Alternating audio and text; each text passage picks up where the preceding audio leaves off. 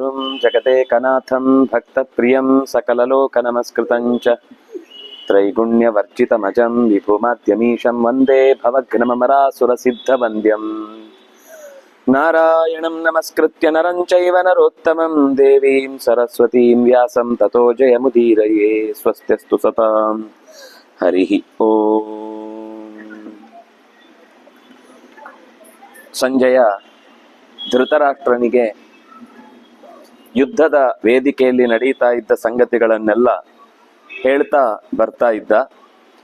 ಮೊದಲೊಮ್ಮೆ 10 ದಿವಸ ಮುಗಿದ ತಕ್ಷಣ ಭೀಷ್ಮ ಪತನಗೊಂಡ ಬಳಿಕ ಬಂದು ಮೊದಲಿನಿಂದ 10ನೇ ದಿವಸದ ತನಕದ ಸುದ್ದಿಯನ್ನ ಧೃತರಾಷ್ಟ್ರನಿಗೆ ಹೇಳಿದ.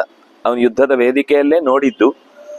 ಮತ್ತೆ ದೃಷ್ಟಿ ಏನು ಅಂತಂದ್ರೆ, ಒಂದು ಕಡೆ ನಿಂತರು ಯಾವುದನ್ನ ನೋಡ್ಬೇಕು ಅನ್ಸುತ್ತೋ ಅದು ಅವನಿಗೆ ಸ್ಪಷ್ಟವಾಗಿ ಕಾಣಿಸ್ತಿತ್ತು ಅಂತ. ಎಷ್ಟು ದೂರದಲ್ಲಿದ್ರು, ಎಷ್ಟು ಬಾಣ, ಯಾವ ದಿಕ್ಕು, ಎಂಥ ತರದ ಬಾಣದ ವೈಶಿಷ್ಟ್ಯ, ಅದು ಹೇಗೆ ಹೋಗಿ ಎಲ್ಲಿಟ್ಟಾಗ್ತು, ಎಷ್ಟು ಜನ ಸತ್ರು, ಎಷ್ಟು ದೂರದಿಂದ ಅದು ಹೇಗೆ ಹೇಗೆ ಪ್ರಕಾರಗಳಿಂದ ಇತ್ತು, ಇದೆಲ್ಲವೂ ಕೂಡ ವ್ಯಾಸರ ಅನುಗ್ರಹದಿಂದ ಸಂಜಯನಿಗೆ ದೃಷ್ಟವಾಗಿತ್ತು. ಅದನ್ನು ಅವನು ಬಂದು ಹೇಳಿದ.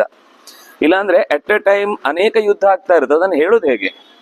ನಮಗೆ ಕ್ಯಾಮೆರಾ ಒಂದು 5 ಕ್ಯಾಮೆರಾ ಇಟ್ಟು ಆಮೇಲೆ ಒಂದಾದ್ಮೇಲೆ ಒಂದು ಅಥವಾ ಒಂದೇ ಸ್ಕ್ರೀನ್ ಅಲ್ಲಿ 5-6 ಕಡೆದು ತೋರಿಸ್ಬೋದು. ಆದ್ರೆ ನಾವು ನೋಡೋರು ಒಂದೇ ನೋಡ್ಲಿಕ್ಕೆ ಆಗುದು. ಕಣ್ಣನ್ನು ಹೀಗೆ ಅಲ್ಲಾಡಿಸ್ಬೋದಷ್ಟೇ ಬಿಟ್ರೆ ಎಲ್ಲವೂ ಕ್ಲೀನ್ ಆಗಿ ಏನೇನ್ ಆಯ್ತು ಅನ್ನೋದನ್ನ ಮತ್ತೊಮ್ಮೆ, ಈಗ ಪ್ರಶ್ನೆ ನಿಮಗೆ 3ನೇ ಸ್ಕ್ರೀನ್ ಅಲ್ಲಿ ಏನ್ ಬರ್ತೈತೆ ಹೇಳಿ ಅಂದ್ರೆ ಗೊತ್ತಿಲ್ಲ, ನಾವು ನೋಡಿದ್ರೆ ಬಚಾವು. ಆದ್ರೆ ಅವನಿಗೆ ಹಾಗಲ್ಲ, ಎಲ್ಲಾ ಕಡೆಯ ದೃಶ್ಯವನ್ನು ಕೂಡ ಒಟ್ಟಿಗೆ ಗ್ರಹಿಸುವಂತಹ ಒಂದು ವಿಶೇಷ ದೃಷ್ಟಿ ಅದು ವ್ಯಾಸದಿಂದ ಲಭ್ಯವಾದದ್ದು. ಏನಾಯ್ತು, ಮತ್ತೆ ಮರಳಿ ಹೋದ. 10ನೇ ದಿವಸದ ತನಕದ ಕಥೆಯನ್ನು ಹೇಳಿ ಸಂಜಯ ಮತ್ತೆ ಯುದ್ಧದ ವೇದಿಕೆಗೆ ಮರಳಿದ. 5 ದಿವಸ ಆದ್ಮೇಲೆ ಬಂದ. ಈ 5 ದಿವಸ ಆದ್ಮೇಲೆ ಏನಾಯ್ತು ಅಂತಂದ್ರೆ, ದ್ರೋಣಾಚಾರ್ಯರ ಪತನ ಆಗಿತ್ತು ಅಂತ ಮೊದಲು ಹೇಳ್ತಾನೆ. ಆದ್ರೆ ಅದರ ವಿಸ್ತಾರವಾದ ಚಿಂತನೆ ನನಗೆ ಬೇಕು ಅಂತ ಹೇಳಿದಾಗ ಮತ್ತೆ ಅವನು ಮೊದಲಿನಿಂದ ಆ 5 ದಿವಸದ ಕಥೆಯನ್ನ ಹೇಳ್ತಾ ಇದ್ದಾನೆ. ಅದರಲ್ಲಿ ಈಗ ನಾವು 1ನೇ ದಿವಸದ ಕಥೆಯನ್ನ ಮುಗಿಸಿದ್ದೇವೆ. ಅಂದ್ರೆ ಸಂಶಪ್ತಕರ ಯುದ್ಧ ಆಗುವ ಪ್ರಸಂಗದಲ್ಲಿ ಮೊದಲನೇ ದಿವಸ ಸಂಶಪ್ತಕರ ಇನ್ನೂ ಬಂದಿರಲಿಲ್ಲ, ಯುದ್ಧ ಆಗ್ತಾ ಇತ್ತು. 2ನೇ ದಿವಸಕ್ಕೆ ಅವರು ಸಂಶಪ್ತಕರ ಯುದ್ಧವನ್ನ ನಿಗದಿ ಮಾಡಿದ್ರು. ಸಂಶಪ್ತಕರು ಅಂದ್ರೆ ಯಾರು ಸ್ಪೆಷಲ್ ಅಲ್ಲ, ಇಲ್ಲೇ ಇದ್ದವರಲ್ಲಿ ಶಪಥ ಮಾಡಿ ಅರ್ಜುನನನ್ನ ದಕ್ಷಿಣದ ದಿಕ್ಕಿನ ಕಡೆಗೆ ತ್ರಿಗರ್ತ ದೇಶದವರೆಲ್ಲ ಅಂದ್ರೆ ಸುಶರ್ಮ ಮೊದಲಾದವರೆಲ್ಲ ಎಳ್ಕೊಂಡೋಗಿ ಅಲ್ಲಿ ಅವರೆಲ್ಲ ಸೇರಿ 10,000, 7,000, 4,000 ಅಂತ ಈಗ ಪ್ರತ್ಯೇಕ ಅವರವರದ್ದೇ ಗುಂಪುಗಳನ್ನೆಲ್ಲ ಕರ್ಕೊಂಡು ಹೋಗಿ ಅವನ ಜೊತೆಗೆ ಯುದ್ಧ ಮಾಡಿದ್ರು ಅಂತ ಅನ್ನೋದನ್ನ ನಾವು ನಿನ್ನೆ ನೋಡ್ತಾ ಇದ್ವಿ. ಅದರ ಕೊನೆಯ ಭಾಗವಾಗಿ ಇತ್ತ ಭಗದತ್ತ ತನ್ನ ಸುಪ್ರತೀಕ ಅನ್ನುವ ಅತ್ಯಂತ ಬಲಿಷ್ಠವಾದ ಆನೆಯ ಮೇಲೆ ಕೂತು ಪಾಂಡವರ ಸೇನೆಯ ಮೇಲೆ ಯದ್ವಾ ತದ್ವಾ ದಾಳಿ ಮಾಡ್ತಾ ಇರುವ ಪ್ರಸಂಗ ಬಂದಾಗ ಅವರ ಕೂಗು ಕೇಳಿಸಿಕೊಂಡು ಅರ್ಜುನ ಹೇಳ್ತಾನೆ, ಕೃಷ್ಣ, ಇದು ಭಗದತ್ತನ ತೀವ್ರ ಆಟೋಪ ಶುರುವಾಗಿದೆ, ನಾವು ಇಲ್ಲಿಂದ ಮುಗಿಸಿ ಬೇಗ ಹೋಗ್ಬೇಕು. ಅವನ ಉದ್ದೇಶ ಇರುವುದೇ ದ್ರೋಣನಿಗೆ ನಮ್ಮ ಅಣ್ಣನಾದಂತಹ ಧರ್ಮರಾಜನನ್ನು ಹಿಡಿದು ಹಾಕಬೇಕು ಅಂತ. ಹಿಡಿದು ಹಾಕಿದ್ರೆ ಆಮೇಲೆ ಅವನಿಗೆ ಆಟ ಆಡಿಸ್ಬಹುದು ಅಂತ. ಯಾಕಂದ್ರೆ ಈಗ ಯುದ್ಧ ಮಾಡಿ ಗೆಲ್ಲುವುದು ಅವನ ಕೈಯಲ್ಲಿ ಆಗ್ತಾ ಇಲ್ಲ ಅಂತ ಅವನಿಗೆ ಅರ್ಥ ಆಗಿದೆ. ಅದಕ್ಕೋಸ್ಕರ ಹಿಡಿದು ಹಾಕುವ ಪ್ರಯತ್ನ ಮಾಡ್ತಾನೆ. ನಾವು ಆದಷ್ಟು ಬೇಗ ಇಲ್ಲಿಂದ ಮುಗಿಸಿ ಹೋಗ್ಬೇಕು, ನಾನು ಇಲ್ಲಿ ಮೊದಲು ಮುಗಿಸ್ಲು, ಅಲ್ಲಿಗೆ ಹೋಗ್ಲು ಅಂತ ಕೇಳ್ತಾನೆ. ಕೃಷ್ಣ ರಥವನ್ನ ಸೀದಾ ತ್ರಿಗರ್ತಾದಿಗಳ ಮೇಲೇನೆ ಕರ್ಕೊಂಡು ಹೋಗ್ತಾನೆ. ಯಾಕಂದ್ರೆ ಇದು ಮುಗಿಸದೆ ಅರ್ಧ ಅದು ಇಲ್ಲ ಇದು ಇಲ್ಲ ಆಗುತ್ತೆ, ಇದನ್ನೇ ಮಾಡೋಣ ಅಂತ. ಆಯ್ತು ಅಂತ ಅವರ ವಿರುದ್ಧನೇ ಮತ್ತೆ ತೀವ್ರವಾದ ಯುದ್ಧ ಆಗುತ್ತೆ. ಯುದ್ಧದಲ್ಲಿ ಅವರೆಲ್ಲ ಬಹಳ ದೊಡ್ಡ ಮಟ್ಟದ ಯುದ್ಧವನ್ನ ಏಕಾಕಿಯಾಗಿರುವಂತಹ ಅರ್ಜುನನ ಮೇಲೆ ಒಂದೇ ಸರ್ತಿಗೆ ಕತ್ತಲೆ ಮುತ್ತಿದ ಹಾಗೆ ಚೆಲ್ತಾನೆ. ಇವನು ವಾಯವ್ಯಾಸ್ತ್ರದಿಂದ ಅದನ್ನೆಲ್ಲ ದೂರಕ್ಕೆ ಅಟ್ಟಿ ಮತ್ತೆ ಅವರನ್ನ ಬೆನ್ನಟ್ಟಿಕೊಂಡು ಹೋಗಿ ಹೊಡೆದು ಕೊಲ್ತಾನೆ. ಇಷ್ಟಾಗುವಾಗ ಇನ್ನು ಅಳಿದುಳಿದವರೆಲ್ಲ ಸ್ವಲ್ಪ ಇದ್ದಾರೆ ಅಂತ ಆದಾಗ ನೇರವಾಗಿ ಈ ಭಗದತ್ತ ಯಾವ ವೇದಿಕೆಯಲ್ಲಿ ಯುದ್ಧ ಮಾಡ್ತಾ ಇದ್ನೋ ಅಲ್ಲಿಗೆ ಬಂದಾಗ ಭಗದತ್ತ ಎದುರಿಸಿದಾಗ ಹೇಗಿತ್ತು ಅಂತಂದ್ರೆ, ಪ್ರಾಗ್ಜ್ಯೋತಿಷೇಣ ಸಂಸಕ್ತವು ಉಭೌ ದಾಶಾರ್ಹ ಪಾಂಡವವು ಮೃತ್ಯು ದಂಷ್ಟ್ರಾಂತಿಕಂ ಪ್ರಾಪ್ತವು ಸರ್ವಭೂತಾನಿ ಮೇನಿರೆ. 2 ಮೃತ್ಯುಗಳು ಒಟ್ಟೊಟ್ಟಿಗೆ ಸೇರಿ ಯುದ್ಧ ಮಾಡ್ತಾ ಇವೆ ಅನ್ನುವ ಹಾಗೆ ದಾಶಾರ್ಹ ಅಂದ್ರೆ ಕೃಷ್ಣ ಮತ್ತು ಅರ್ಜುನ ಒಟ್ಟಿಗೆ ಒಂದ್ ಕಡೆಯಿಂದ ಬಂದಿದ್ದಾರೆ. ಸುಪ್ರತೀಕ ಆನೆಯ ಮೇಲೆ ಪ್ರಾಗ್ಜ್ಯೋತಿಷಪುರದ ಅಧಿಪತಿಯಾದ ಭಗದತ್ತ ಕೂತಿದ್ದಾನೆ. ತಥಾ ತುಷರ ವರ್ಷಾಣಿ ಪಾತಯತ್ಯನಿಶಂ ಪ್ರಭೋ ಗಜಸ್ಕಂಧಾನ್ ಮಹಾರಾಜ ಕೃಷ್ಣಯೋ ಸ್ಯಂದನಸ್ಥಯೋ. ರಥದ ಮೇಲೆ ಕೂತಿರುವಂತಹ ಅರ್ಜುನ ಮತ್ತು ಕೃಷ್ಣನ ಮೇಲೆ ಅತ್ಯಂತ ತೀವ್ರವಾದ ಬಾಣಗಳ ಮಳೆಯನ್ನೇ ಭಗದತ್ತ ಸುರಿಯ ತೊಡಗಲಾಗಿ ಇವರು ಅವಿದ್ಯತ್ ಅದನ್ನ ಆ ದೇವಕಿ ಪುತ್ರನ ಮೇಲೆ ಅವನು ಬೇಕು ಅಂತ ಶಿಲೆಗಳಿಂದ ಕಟ್ಟಿದಂತಹ ಬಾಣಗಳ ತುದಿಯಿಂದ ಕೃಷ್ಣನ ಮೇಲೆ ದಾಳಿ ಮಾಡಿದಾಗ ಅರ್ಜುನನಿಗೆ ಕೋಪ ಬಂತು. ಕೋಪ ಬಂದು ಅವನನ್ನ ಇನ್ನಷ್ಟು ಜೋರಾಗಿ ಹೊಡೆದು ಹಾಕಿ ಹಿಂದಕ್ಕೆ ತಳ್ಳುವಂತೆ ಮಾಡಿದ. ಅಷ್ಟೇ ಅಲ್ಲ, ಅವನ ಪರಿವಾರವನ್ನು ಕೂಡ ನಾಶ ಮಾಡಿದ. ಭಗದತ್ತನ ಸುತ್ತ ಇದ್ದ ಪರಿವಾರವನ್ನು ನಾಶ ಮಾಡಿದ. ಇಷ್ಟಾಗುವಾಗ ಪ್ರಾಗ್ಜ್ಯೋತಿಷ ಒಂದು ಅತ್ಯಂತ ಬಲಿಷ್ಠವಾದ ಶಕ್ತಿ ಅನ್ನುವ ಆಯುಧವನ್ನ, ಅದು ಬಂಗಾರದ ಮೇಲು ಹೊದಿಕೆಯಿಂದ ತುಂಬಿಸಿಕೊಂಡಿದ್ದಂತಹ ಆಯುಧ, ಅದು ಮಂತ್ರಪೂರ್ವಕವಾದ ಆಯುಧ. ಕೇವಲ ಶಕ್ತಿ ಅನ್ನೋದು ಆಯುಧ ಮಾತ್ರ ಅಲ್ಲ, ಮಂತ್ರಪೂರ್ವಕವಾದ ಆಯುಧ. ಅದನ್ನ ಅರ್ಜುನನ ಮೇಲೆ ವ್ಯಸರ್ಜತ್ ಜೋರಾಗಿ ಪ್ರಯೋಗ ಮಾಡಿದ. ಅವನು ವಾಸುದೇವನ ಮೇಲೆ. ಆದ್ರೆ ಅದನ್ನ ಮಧ್ಯದಲ್ಲೇ ಅರ್ಜುನ ಛೇದ ಮಾಡಿ ತುಂಡು ಮಾಡಿ, ಅತಿವಿದ್ಧ ಅರ್ಜುನ ಶರೈಹಿ ಸುಪುಂಖೈಹಿ ಕಂಕಪತ್ರಿಭಿಹಿ ಭಗದತ್ತ ಸ್ತತಕ್ರುದ್ಧ ಪಾಂಡವಸ್ಯ ಜನಾಧಿಪ, ಹೀಗೆ ಯೋಚನೆ ಮಾಡಿ ಅವನ ಮೇಲೆ ಇನ್ನೊಂದು ಅಪರೂಪದ ವೈಷ್ಣವಾಸ್ತ್ರವನ್ನ ಪ್ರಯೋಗ ಮಾಡ್ತಾನೆ. ವೈಷ್ಣವಾಸ್ತ್ರ ಅಂತ ಅನ್ನೋದು ಅದು ಏನು ಅಂತ ಮತ್ತೆ ಕೃಷ್ಣ ಮುಂದೆ ಹೇಳ್ತಾನೆ. ಇದು ಅರ್ಜುನನ ಮೇಲೆ ಪ್ರಯೋಗ ಮಾಡ್ತಾನೆ. ಅರ್ಜುನನ ಮೇಲೆ ಪ್ರಯೋಗ ಮಾಡಿದ ತಕ್ಷಣ ಕೃಷ್ಣ ಏನು ಮಾಡ್ತಾನೆ ಅಂದ್ರೆ, ಅವನು ಬಿಟ್ಟದ್ದು ಅಭಿಮಂತ್ರ್ಯ ಅಂಕುಶಂ ಕ್ರುದ್ಧ ವ್ಯಸೃಜತ್ ಪಾಂಡವಸ್ಯ ಉರಸಿ, ಪಾಂಡವನ ಎದೆ ಮೇಲೆ ಪ್ರಯೋಗ ಮಾಡಿದ. ಆದ್ರೆ ವಿಸೃಷ್ಟಂ ಭಗದತ್ತೇನ ತದಸ್ತ್ರಂ ಸರ್ವಘಾತಿ ವೈ, ಏನ್ ಎದುರುಗಡೆ ಸಿಕ್ಕರೂ ಅದು ನಾಶ ಮಾಡುವಂತಹ ಸ್ವಭಾವ ಉಳಿದು, ಸರ್ವಘಾತಿ, ಏನ್ ಮಾಡಿದ್ರು ಅದು ಪುಡಿ ಮಾಡುತ್ತೆ. ಅಂತದ್ದಕ್ಕೆ ಉರಸಾ ಪ್ರತಿಜಗ್ರಾಹ ಪಾರ್ಥಂ ಸಂಚಾದ್ಯ ಕೇಶವ, ಕೇಶವ ಪಾರ್ಥನನ್ನ ಪಕ್ಕಕ್ಕೆ ಸರಿಸಿ ತಕ್ಷಣ ಮೇಲಕ್ಕೆ ನಿಂತು ತನ್ನ ಎದೆ ಮೇಲೆ ಅದನ್ನು ಬೀಳುವ ಹಾಗೆ ಮಾಡಿಕೊಂಡ ತಕ್ಷಣ ಅದು ಅವನ ಎದೆಗೆ ಬಡಿದು, ವೈ ಜಯಂತ್ಯ ಭವನ್ಮಾಲಾ ತದಸ್ತ್ರಂ ಕೇಶವೋ ರಸಿ ಪದ್ಮಕೋಶ ವಿಚಿತ್ರಾಸ ಸರ್ವರ್ತು ಕುಸುಮೋತ್ಕರ, ಎಲ್ಲ ಋತುಗಳ ಕಾಲದಲ್ಲಿಯೂ ಬಿಡುವ ಹಲವು ಬಗೆಯ ಹೂಗಳಿಂದ ಕಟ್ಟಿದ ವೈಜಯಂತಿ ಎನ್ನುವ ಮಾಲೆಯಾಗಿ ಅವನ ಕೊರಳ ಮೇಲೆ ಅದು ನಲಿದಾಡ್ತಾ ಇರುವ ಹಾಗೆ ಫ್ರೆಶ್ ಹೊಸದಾಗಿ ಅವನನ್ನ ಅಲಂಕರಿಸಿತು. ಅದು ಸಾಮಾನ್ಯವಾದದ್ದಾಗಿರ್ಲಿಲ್ಲ. ಅದಕ್ಕೋಸ್ಕರನೇ ಕೃಷ್ಣ ಎದ್ದು ನಿಂತು ಅದನ್ನ ತಾನು ಸ್ವೀಕಾರ ಮಾಡಿದ. ಇವನಿಗೆ ಒಂಥರ ಸಂಕೋಚ ಆಯ್ತು ಅರ್ಜುನನಿಗೆ. ಕೃಷ್ಣ ಸಾರಥ್ಯ ಬಿಟ್ಟು ಒಂದೇ ಸರ್ತಿ ಎದ್ದು ಹೇಳುವ ಹಾಗಾಯ್ತಲ್ವಾ. ತತಃ ಅರ್ಜುನ ಕ್ಲಾಂತ ಮನ, ಸ್ವಲ್ಪ ಬೇಸರ ಮಾಡಿಕೊಂಡು ಕೇಶವನನ್ನು ಕುರಿತು ಹೇಳ್ತಾನೆ, ಅಲ್ಲಪ್ಪ, ಯುದ್ಧ ಮಾಡುವುದಿಲ್ಲ ಅಂತ ನೀನು ಪ್ರತಿಜ್ಞೆ ಮಾಡಿ ಯಾಕೆ ಪ್ರತಿಜ್ಞೆಯನ್ನು ಮುರಿಬೇಕಿತ್ತು? ಅಯುಧ್ಯಮಾನ ಮಾನಸ್ತುರಗಾನ್ ಸಂಯತಾಸ್ಮಿ ಜನಾರ್ದನ, ನೀನು ಸಾರಥ್ಯವನ್ನ ಮಾಡ್ತಾ ಇದ್ದಿ, ನಿನ್ನ ಪ್ರತಿಜ್ಞೆಯನ್ನು ನೀನು ರಕ್ಷಿಸ್ಲಿಲ್ಲ ಯಾಕೆ? ಒಂದು ವೇಳೆ ಏನಾದ್ರೂ ನನ್ ತೊಂದರೆ ಆಗಿದ್ದಾಗ ನೀನ್ ಮಾಡ್ತಿ, ಅದನ್ನ ನಾನು ಒಪ್ಕೊಳ್ತೇನೆ. ಯಾಕೆಂದ್ರೆ ಸಾರಥಿ ಅನ್ನುವವನು ರಥಿಕನಿಗೆ ಏನಾದ್ರೂ ತೊಂದರೆ ಆದ್ರೆ ತಕ್ಷಣ ಅವನ ಸಹಾಯಕ್ಕೆ ಬರಬೇಕು. ಹಾಗೇನಾದ್ರೂ ಆಗಿದ್ರೆ ಯದ್ಯಹಂ ವ್ಯಸನೀವಾ ಸ್ಯಾಮ್ ಅಶಕ್ತೋವಾ ನಿವಾರಣೆ, ಅದನ್ನ ಸಹಿಸಿಕೊಳ್ಳಲಿಕ್ಕಾಗದೇ ಇರುವ ಸ್ಥಿತಿಯಲ್ಲಿ ಪೆಟ್ಟು ಬಿದ್ದು ನಾನು ಮಲಗಿದ್ರೆ ಸಾರಥಿ ಅದನ್ನು ಅವನನ್ನು ಹೊತ್ತುಕೊಂಡು ಸೀದ ಸೇನೆ ಶಿಬಿರದ ಕಡೆಗೆ ಓಡುವುದಿದೆ. ಹಾಗೇನಾದ್ರೂ ಇದ್ರೆ ಆಗ್ತಿತ್ತು. ನನಗೇನಾಗಿಲ್ಲ ಕೃಷ್ಣ, ನಾನು ಇನ್ನೂ ಸಶಕ್ತನಾಗಿದ್ದೇನೆ, ಯುದ್ಧ ಮಾಡ್ಲಿಕ್ಕೆ ಸಮರ್ಥನಾಗಿದ್ದೇನೆ. ಕೈಯಲ್ಲಿ ಧನುಸ್ಸು ಹಾಗೆ ಇದೆ, ಮನಸ್ಸು ನಿಗ್ರಹದಲ್ಲಿದೆ, ಬಾಣ ಕೈಯಲ್ಲೇ ಇದೆ. ಅವನ ಬಾಣ ಏನು ಅಂತ ನಾನು ತಿಳಿದೆ, ಅದಕ್ಕೆ ಪ್ರತ್ಯುತ್ತರವನ್ನು ಕೊಡುವಲ್ಲಿ ಸಿದ್ಧನಾಗಿದ್ದೆ. ಆದ್ರಿಂದಾಗಿ ನೀನ್ ಯಾಕೆ ತಡದಿ ಅಂತ ಕೇಳ್ತಾನೆ. ಆಗ ಕೃಷ್ಣ ಹೇಳ್ತಾನೆ, ಶೃಣುಗುಹ್ಯಮಿದಂ ಪಾರ್ಥ ಪರಾವೃತ್ತಂ ಯಥಾನಗ ಏಯಂ ಭೂತಧರಾ ದೇವಿ ಸರ್ವಭೂತಧರಾಧರ. ಎಲ್ಲ ಭೂತಗಳನ್ನು ಹೊತ್ತು ನಿಲ್ಲುವ ಧರಾದೇವಿಯ ಮಗ ಇವನು, ಅಂದ್ರೆ ಇವನ ತಂದೆ. ಅವಳು ಹಿಂದೆ ತನ್ನ ಮಗನಿಗೋಸ್ಕರ ಪರಮಾತ್ಮನಿಂದ ಪಡೆದಂತಹ ಒಂದು ವಿಚಿತ್ರವಾದ ಅಸ್ತ್ರ ಇದಾಗಿತ್ತು. ಆ ಅಸ್ತ್ರ ಸಕಾಮ ಲೋಕಕರ್ತಾರಂ ನಾರಾಯಣ ಉಪಸ್ಥಿತ. ಅವಳು ನಾರಾಯಣನ ಹತ್ರ ಹೋಗಿ ಬೇಡಿಕೊಂಡು ಕೇಳಿದ್ಲು ಏನು ಅಂತ, ಸವೌರೇ ವಿಷ್ಣು ಸದೃಶಂ ಪುತ್ರಂ ಅಸ್ತ್ರಂಚ ವೈಷ್ಣವಂ, ಪುತ್ರನನ್ನು, ಒಳ್ಳೆಯ ಸಶಕ್ತನಾದ ಮಗನನ್ನು ಮತ್ತು ಅವನಿಗಾಗಿ ಒಂದು ವಿಶಿಷ್ಟವಾದ ಅಸ್ತ್ರವನ್ನು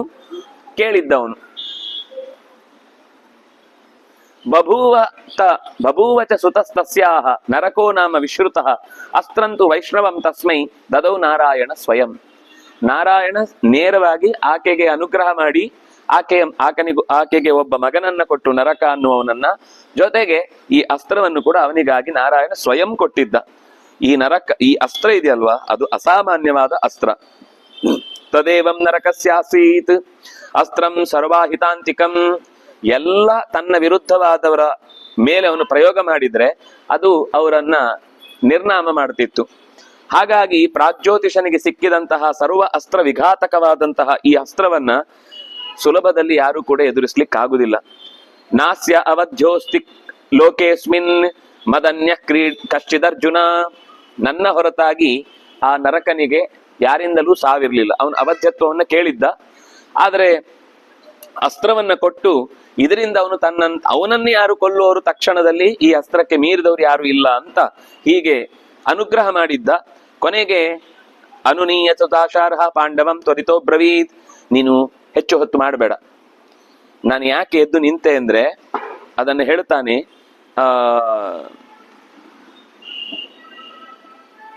ಜಹಿ ಪ್ರಾಗ್ಜ್ಯೋತಿಷಂ ಕ್ಷಿಪ್ರಂ ವಾಕ್ಯಶೇಷಂಚ ಮೇ ಶೃಣು, ಬೇಗ ಭಗದತ್ತನನ್ನ ಕೊಲ್ಲುವುದಕ್ಕೆ ಸಿದ್ಧನಾಗು. ಯಾಕೆ ಅಂದ್ರೆ ನನ್ನ 4 ರೂಪಗಳಿವೆ ಲೋಕದಲ್ಲಿ, ಅದ್ಭುತವಾದ ಲೋಕದ ಕಾರ್ಯವನ್ನು ಮಾಡ್ಲಿಕ್ಕೋಸ್ಕರ ನಾನು 4 ರೂಪಗಳನ್ನು ತೊಟ್ಟಿದ್ದೇನೆ. ಚತುರ್ಮೂರ್ತಿರಹಂ ಶಶ್ವತ್ ಲೋಕತ್ರಾಣಾರ್ಥ ಮುದ್ಯತಃ, ಲೋಕದ ರಕ್ಷಣೆಗಾಗಿ ನಾನು 4 ರೂಪಗಳನ್ನು ತೊಟ್ಟಿದ್ದೇನೆ. ಇದು ಕೃಷ್ಣ ಹೇಳುವ ಮಾತು. ಆತ್ಮಾನಂ ಪ್ರವಿಭಜ್ಯೇಹ ಲೋಕಾನಾಂ ಹಿತಮಾದಧೆ, ಆತ್ಮದ ವಿಭಾಗವನ್ನು ಲೋಕದ ಹಿತಕ್ಕಾಗಿ ಮಾಡಿದವನು ಒಂದು ಮೂರ್ತಿಯನ್ನ ತಪಶ್ಚರ್ಯಾಂ ಕುರುತೆ. ಯಾರು ಭೂಮಿಯಲ್ಲಿ ತಪಸ್ಸು ಅಂದ್ರೆ ದೇಹದಂಡನೆ ಮಾಡಿ ವ್ರತ ಅನುಷ್ಠಾನ ಇತ್ಯಾದಿಗಳಲ್ಲಿ ತಮ್ಮ ದೇಹವನ್ನ ತೊಡಗಿಸಿದ್ದಾರೋ ಅವರಿಗೋಸ್ಕರ ನಾನು ನನ್ನ ಈ ರೂಪವನ್ನು ಇಟ್ಟಿದ್ದೇನೆ. ಎರಡನೇದು ಅಪರಾ ಪಶ್ಯತಿ ಜಗತ್ ಕುರುವಾಣಂ ಸಾಧ್ವಸಾಧುನಿ, ಒಳ್ಳೆಯ ಕೆಲಸ ಮತ್ತು ಕೆಟ್ಟ ಕೆಲಸ, ಶುಭ ಮತ್ತು ಅಶುಭ ಕರ್ಮಗಳನ್ನು ಮಾಡುವುದಕ್ಕೆ ಸಾಕ್ಷಿಯಾಗಿ ನಾನು ನಿಂತು ನೋಡ್ತಾ ಇರ್ತೇನೆ. ಒಂದು ತಪಶ್ಚರ್ಯ ಇತ್ಯಾದಿಗಳನ್ನು ಮಾಡುವವರಿಗೋಸ್ಕರ ಅವರಿಗೆ ನಾನು ವರಪ್ರದಾನ ಮಾಡುವುದಕ್ಕೋಸ್ಕರ ಬಂದು ನಿಂತಿರ್ತೇನೆ. ಶೇತೆ ಚತುರ್ಥಿ ತ್ವಪರ. ಮೂರನೇದ್ದು ಅಪರಾ ಕುರುತೆ ಕರ್ಮ ಮಾನುಷಂ ಲೋಕಮಾಶ್ರಿತ, ಮನುಷ್ಯರು ನಡೆಸುವಂತಹ ಕರ್ಮಗಳನ್ನ ನಾನು ಅದರಲ್ಲಿ ಸಾರ್ಥಕ್ಯವನ್ನು ಹುಟ್ಟು ಹಾಕುವುದಕ್ಕೋಸ್ಕರ, ಅಂದ್ರೆ ಇದು ತಪಸ್ವಿಗಳು ಇತ್ಯಾದಿಗಳು ಹಿಂದಿನದ್ದು. ಎರಡನೇದ್ದು ಎಲ್ಲರೂ ಮಾಡುವ ಶುಭ ಅಶುಭ ಕರ್ಮಗಳನ್ನು ನೋಡ್ಲಿಕ್ಕೆ. ಉಳಿದದ್ದು ಸಾಮಾನ್ಯ ಮನುಷ್ಯರಿಗೆ ಅವರ ಅನುಷ್ಠಾನದಲ್ಲಿ ಸಿಗುವಂತಹ ಪುಣ್ಯ ಏನಿದೆ ಅದನ್ನ ಕೊಡುವುದಕ್ಕೋಸ್ಕರ ನಾನು ಇನ್ನೊಂದು ರೂಪದಿಂದ ಇದ್ದೇನೆ. ನಾಲ್ಕನೇದೊಂದಿದೆ, ಇದು ಯೋಗ ನಿದ್ದೆಯಲ್ಲಿರುವಂತಹ ರೂಪ. ಯೋಗ ನಿದ್ದೆಯಲ್ಲಿ ಚಾತುರ್ಮಾಸ್ಯದ ಹೊತ್ತು ಅಥವಾ ಸೃಷ್ಟಿಯ ಸಂದರ್ಭದಲ್ಲಿ ಆಗ 4 ತಿಂಗಳುಗಳ ಕಾಲ, ಅಂದ್ರೆ ಅದು ನಮ್ಗೆ ಈಗ 4 ತಿಂಗಳು, ಅವನ ಯೋಗ ನಿದ್ದೆ ಆ ಕಾಲಕ್ಕೆ ಅದು ಎಷ್ಟಿದೆಯೋ ಅಷ್ಟು ಮಾಡಿ ಕೊನೆಯಲ್ಲಿ ಮೂರ್ತಿ ಉತ್ತಿಷ್ಠಿತೆ ಸತಿ, ಮೂರ್ತಿ ಯಾವಾಗ ಹೇಳುತ್ತೋ ಅಂದ್ರೆ ಉತ್ಥಾಪನ ದಿವಸ, ಉತ್ಥಾನ ದ್ವಾದಶಿ ಅಂತ ನಾವು ಕರಿತೇವೆ, ಆ ದಿವಸ ಅವನಿಗೆ ಅರ್ಘ್ಯವನ್ನ ಕೊಟ್ಟು, ಹಾಲಿನಿಂದ ವಿಶೇಷವಾದ ಅರ್ಘ್ಯವನ್ನ ಕೊಟ್ಟು ಅವನನ್ನು ಎಬ್ಬಿಸುವ ಕ್ರಮ ಇದೆ. ಆ ದಿವಸ ಯಾರು ನನ್ನನ್ನ ಕಾದು ನಿಂತು ಅತ್ಯಂತ ಭಕ್ತಿಯಿಂದ ಪ್ರಾರ್ಥನೆ ಮಾಡ್ತಾನೋ, ಏನ್ ಪ್ರಾರ್ಥನೆ ಮಾಡ್ತಾನೋ ಅದನ್ನು ನಾನು ವಿಶೇಷವಾಗಿ ಕೊಡ್ತೇನೆ. ಆ ವಿಶೇಷವಾಗಿ ಕೊಡುವ ಕಾಲವನ್ನ ಹುಡುಕಿಕೊಂಡೇ ಧರಾದೇವಿ ನನ್ನ ಹತ್ರ ಬಂದಿದ್ಲು. ತಂತು ಕಾಲಂ ಅನುಪ್ರಾಪ್ತಂ ವಿದಿತ್ವಾ ಪೃಥಿವೀ ತದಾ ಅಯಾಚತ ವರಂ ಯನ್ಮ ನರಕಾರ್ಥಾಯ ತಚ್ಛೃಣು. ತನ್ನ ಮಗನಾದ ನರಕನಿಗೋಸ್ಕರ ಆ ವಿಶೇಷವಾದ ಪ್ರಸನ್ನ ಕಾಲದಲ್ಲಿ ನನ್ನನ್ನ ಅವಳು ಬಂದು ಪ್ರಾರ್ಥಿಸಿದ್ಲು. ಏನು ಅಂತ, ದೇವಾನಾಂ ದಾನವಾನಾಂಚ ಅವಧ್ಯಸ್ತನಯೋಸ್ತು ಮೇ, ದೇವತೆಗಳಲ್ಲಿ ದೈತ್ಯರ ನಡುವೆ ಆತನಿಗೆ ಎದುರಾಳಿಗಳಿಲ್ಲದೆ ಅವಧ್ಯನಾಗಲಿ. ಉಪೇತೆ ವೈಷ್ಣವಾಸ್ತ್ರೇಣ ತನ್ಮೇ ತ್ವಂ ದಾತುಮರ್ಹಸಿ, ಆ ವೈಷ್ಣವಾಸ್ತ್ರವನ್ನ ಅವನು ಬಳಸಿಕೊಂಡು ತನ್ನ ಹೆಗ್ಗಳಿಕೆಯನ್ನ ದಿಗ್ವಿಜಯವನ್ನ ಸಾಧಿಸುವುದಕ್ಕೆ ಅವನಿಗೆ ಅನುಕೂಲವಾಗಲಿ. ಇದನ್ನ ಕೇಳಿ ಏವಂ ವರಮಹಂ ಶ್ರುತ್ವಾ ಜಗತ್ಯಾಸ್ತನಯೇ ತದಾ ಅಮೋಘಮಸ್ತ್ರಂ ಪ್ರಾಯಚ್ಛಂ ವೈಷ್ಣವಂ ಪರಮಂ ಪುರಾ. ಆ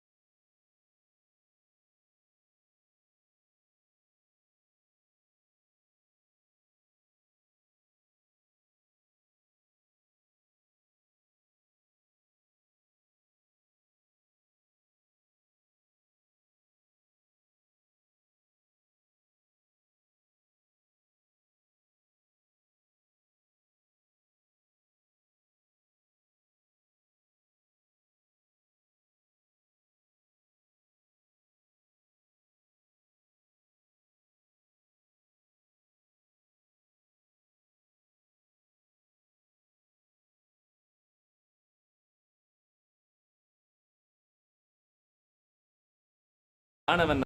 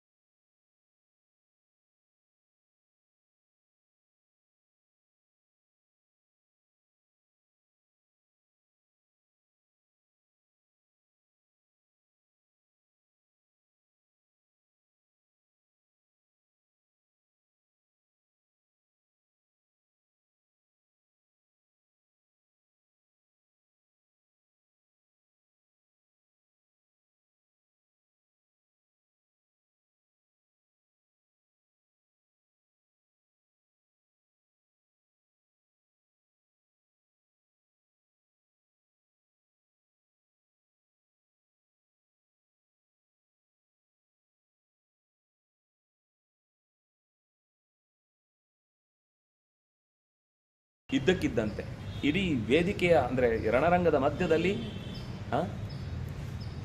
ಹೋಯ್ತಾ? ಓ ಚಾರ್ಜ್ ಇರಲಿಲ್ಲ.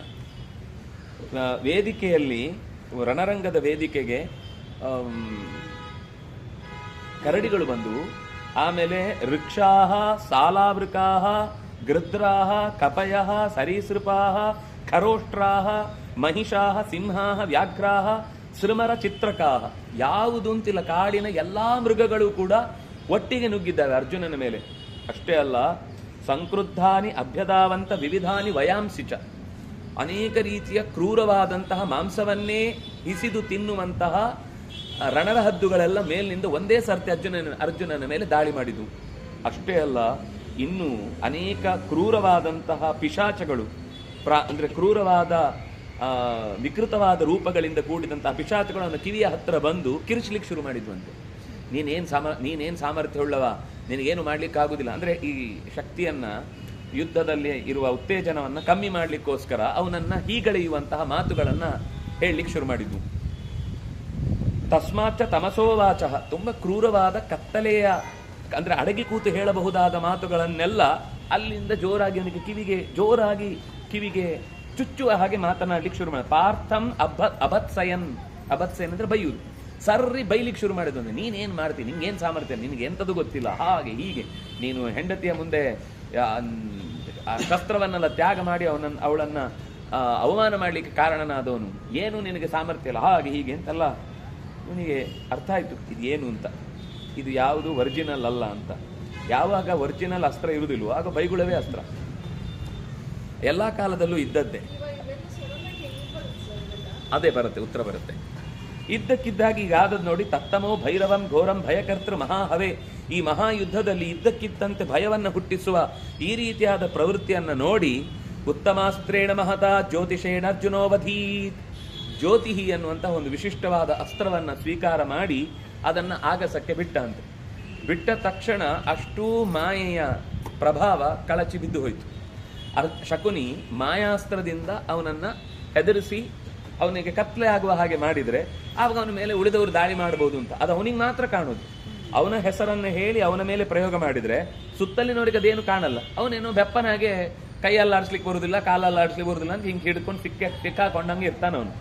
ಆದರೆ ಅದು ಅರ್ಜುನನಿಗೆ ಅರ್ಥ ಆಯಿತು. ಯಾಕಂದರೆ ಕೃಷ್ಣ ಇದ್ದಾನಲ್ಲ ಮುಂದೆ, ಅದೆಲ್ಲ ಏನು ಮಾಡಿ ಅವು ಕೇವಲ ಆರ್ಭಟ ಅಷ್ಟೇ, ಜೋರಾದ ಬೊಬ್ಬೆ ಹೊಡಿಬೋದು ಅಷ್ಟೇ. ಬಿಟ್ಟರೆ ಮೂಲ ಧರ್ಮವನ್ನು ಅಂದರೆ ಏನು ಅಂದರೆ ಎಲ್ಲ ಕಾಲದಲ್ಲೂ ಇದು ಹೀಗೇನೆ. ಯಾವಾಗ ಸರಿಯಾದ ವಿಷಯವನ್ನು ಪ್ರಸ್ತಾವ ಮಾಡಲಿಕ್ಕೆ ಬರುವುದಿಲ್ವೋ ಆಗ ಸಮನ್ವಯದ ವಾದ ಶುರುವಾಗುತ್ತೆ. ಅಥವಾ ನೀವು ಹೀಗೆ ಅವರನ್ನು ನಿರಾಕರಣೆ ಮಾಡುವುದು ಅಂದರೆ ಏನು ಅಂತ ಯಾವುದೋ ಒಂದು ವಿಷಯಕ್ಕೆ ಹೋಗುತ್ತೆ. ಮೂಲ ವಿಷಯ ಏನು ಅದನ್ನು ಮಾತನಾಡಲಿಕ್ಕೆ ಸಾಧ್ಯ ಆಗುವುದಿಲ್ಲ. ಹಾಗೆ ತದಾ ಹತಾಸು ಮಾಯಾಸು, ಮಾಯಾ ಅಸ್ತ್ರಗಳನ್ನೆಲ್ಲ ಛೇದ ಮಾಡಿದ. ತ್ರಸ್ತೋ ಅರ್ಜುನ ಶರಾಹತಃ, ಎಲ್ಲ ಹೆದರಿ ಹೋದವು. ಆ ಭೂತಗಳೆಲ್ಲ ಒಂದೇ ಸರ್ತಿ, ಯಾವುದು ನಿಜ ಅಲ್ಲ, ಎಲ್ಲ ಭೂತಗಳೇ ಅವನ ಶಕ್ತಿಯ ರೂಪವಾಗಿ ಬೇರೆ ಬೇರೆ ರೀತಿಯಿಂದ ಅವನನ್ನು ದಾಳಿ ಮಾಡಿದು. ಅಪಾಜಯತ್ ಅವನೇ ಜವನೈಹಿ ಅಶ್ವೈಹಿ ಶಕುನಿಹಿ ಪ್ರಾಕೃತೋ ಯಥ. ಒಬ್ಬ ಸಣ್ಣ ಸೈನಿಕನು ಕೂಡ ಎದೆ ಕೊಟ್ಟು ಹೋರಾಡುವವನು, ಅವನ ಮೇಲೆ ಒಂದು 5-6 ಜನ ಒಟ್ಟಿಗೆ ಬಂದರೆ ಅವನು ಹೇಗೆ ಓಡೋಗ್ತಾನೋ ಹಾಗೆ ಶಕುನಿ ಪಲಾಯನ ಮಾಡಿದ. ಪಿಡ್ಚೋ ಓಡೋದ. ಓಡಿ ಹೋದವನಿಗೆ ತಿರುಗಿ ನಿಲ್ಲಕ್ಕೆ ಧೈರ್ಯವೇ ಬರಲಿಲ್ಲ. ಬೆನ್ನಿಂದ ಮತ್ತು ಪೆಟ್ಟು ಬೀಳುತ್ತೆ ಅಂತ ಆದಾಗ ಅವನಿಗೆ ಅಂದರೆ ಒಂದ್ಸರ್ತಿ ಅರ್ಜುನನ ಹಿಮ್ಮೆಟ್ಟಿಸಿದ ಅಂತ ಎಲ್ಲ ಮುಂದೆ ಬಂದಿದ್ದ ಸೈನ್ಯಕ್ಕೆ ಅರ್ಜುನ ಒಂದೇ ಸರ್ತಿ ಸಿಕ್ಕಿಬಿಟ್ಟ ಅಲ್ವಾ. ಈ ಒಂದು ಜೋರಾದ ನದಿ ಹರಿದು ಬರುವ ಮಧ್ಯಕ್ಕೆ ಒಂದು ದ್ವೀಪ ಸಿಕ್ಕಿದ್ರೆ ಅದು ಹೇಗೆ ಎರಡಾಗುತ್ತೋ ಹಾಗೆ ಹೆದರಿ 2 ಪಾಲಾಗಿ ತಿರುಗಿ ಮತ್ತೆ ವಾಪಸ್ಸು ಹೋಗಿ ಒಂದು ಕಡೆಯಿಂದ ದ್ರೋಣನನ್ನು ಇನ್ನೊಂದು ಕಡೆಯಿಂದ ಅರ್ಜುನನನ್ನು ಆಶ್ರಯಿಸಿದವು. ದ್ರೋಣಮೇವ ಅನ್ವಪದ್ಯಂತ ಕೇಚಿತ್ತತ್ರ ನರಷಭಾಹ.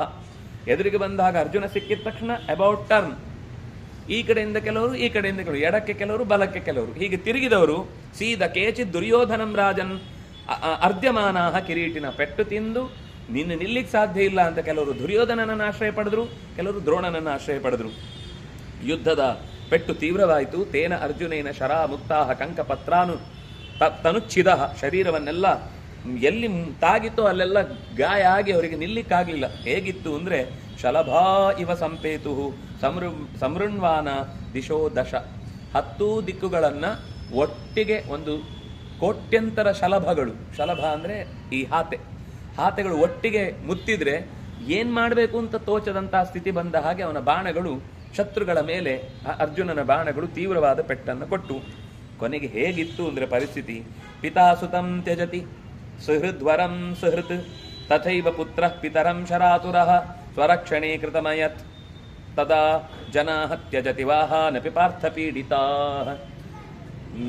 ಸಾರಥಿ ರಥಿಕನನ್ನು ಬಿಟ್ಟು ಓಡೋದ ಅಂತ, ಅಪ್ಪ ಮಗನನ್ನು ಬಿಟ್ಟು ಹೋದ, ಮಗ ಅಪ್ಪನನ್ನು ಬಿಟ್ಟು ಹೋದ.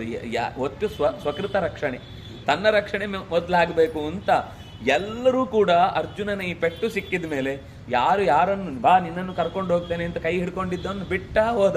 ನಾನು ಮೊದಲು ಹೋಗಬೇಕು, ಆಮೇಲೆ ನಿನ್ನನ್ನು ಕರ್ಕೊಂಡು ಹೋಗ್ತೇನೆ ಅಂತ. ಹೀಗೆ ತೀವ್ರವಾದ ಪೆಟ್ಟಿಗೆ ಒಟ್ಟೊಟ್ಟಿಗೆ ಆ ಸೇನೆಯೆಲ್ಲ ಮೂಲೆ ಗುಂಪಾಗುವಂತಹ ಪ್ರಸಂಗ ಬಂತು. ಅಷ್ಟೊತ್ತಿಗೆ ಪಾಂಡವರ ಕಡೆಯಿಂದ ಅರ್ಜುನನಿಗೆ ಸಪೋರ್ಟ್ ಮಾಡ್ತಾ ಮಾಹಿಷ್ಮತೀಪುರದ ನೀಲ ಅನ್ನುವಂಥ ಒಬ್ಬ ರಾಜ ಬರ್ತಾನೆ.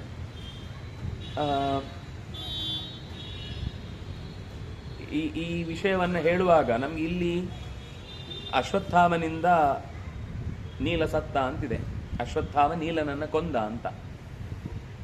ಆದರೆ ಉದ್ಯೋಗ ಪರ್ವದಲ್ಲಿ ಸೇರುವಾಗ ಕೌರವರ ಪಕ್ಷಕ್ಕೆ ನೀಲ ಬಂದ ಅಂತಿದೆ. ಏನಿದು ಅಂತ ಯಾರೂ ತಲೆ ಕೆಡಿಸ್ಕೊಳ್ಳಿಲ್ಲ. ಗೋವಿಂದಾಚಾರ್ಯ ಸ್ವಲ್ಪ ತಲೆ ಕೆಡಿಸ್ಕೊಂಡಿದ್ರು. ಅವ್ರಿಗೆ ಪಾಪ ನೆನಪಿರುತ್ತಲ್ಲ ಹಳೇದು. ಆದ್ರಿಂದಾಗಿ ಅವ್ರಿಗೆ ನೆನಪಿದ್ದನ್ನು ಅವರೊಂದು ಲೇಖನದಲ್ಲಿ ಇದನ್ನೇ ಒಂದು ವಿಷಯವಾಗಿ ಚರ್ಚೆ ಮಾಡಿ, ವಸ್ತುತಃ ಇಬ್ಬರು ನೀಲರಿದ್ದಾರೆ. ಅನೂಪಾಧಿಪತಿ ಒಬ್ಬ ನೀಲ, ಮಾಹಿಷ್ಮತಿ ದೇಶದ ನೀಲ ಒಬ್ಬ. ಇವನು ಕೊಂದದ್ದು ಮಾಹಿಷ್ಮತಿಯ ನೀಲವನನ್ನ. ಆದ್ರೆ ಆ ಕಡೆಯಿಂದ ಯುದ್ಧ ಮಾಡಿದವನು ಅನೂಪ ದೇಶದ ರಾಜನಾದ್ರಿಂದಾಗಿ, ಅದು ನರ್ಮದಾ ನದಿಯ ತೀರದ ದೇಶ ಅಂತ ಕರೀತಾರದನ್ನ, ಆ ದೇಶದ ರಾಜನನ್ನ ಕೌರವರ ಪರವಾಗಿ ಅವನು ಸಹಾಯ ಮಾಡಿ ಪಾಂಡವರ ವಿರುದ್ಧ ಹೋರಾಡಿದ ಮುಂದೆ ಅವನು ಸಾಯ್ತಾನೆ. ಹಾಗಾಗಿ ಇಲ್ಲಿ ಸತ್ತವನು ನೀಲಕಿಂ ಬಹುಬಿರ್ದಗ್ಧೈಹಿ ತವ ಯೋಧೈಹಿ ಶತಾರ್ಚಿಷಾ ಮಯೈಕೇನ ಹೀರ್ಧ್ಯಸ್ವ ಕ್ರುದ್ಧ ಪ್ರಹರ ಆಶುಮಾಂ.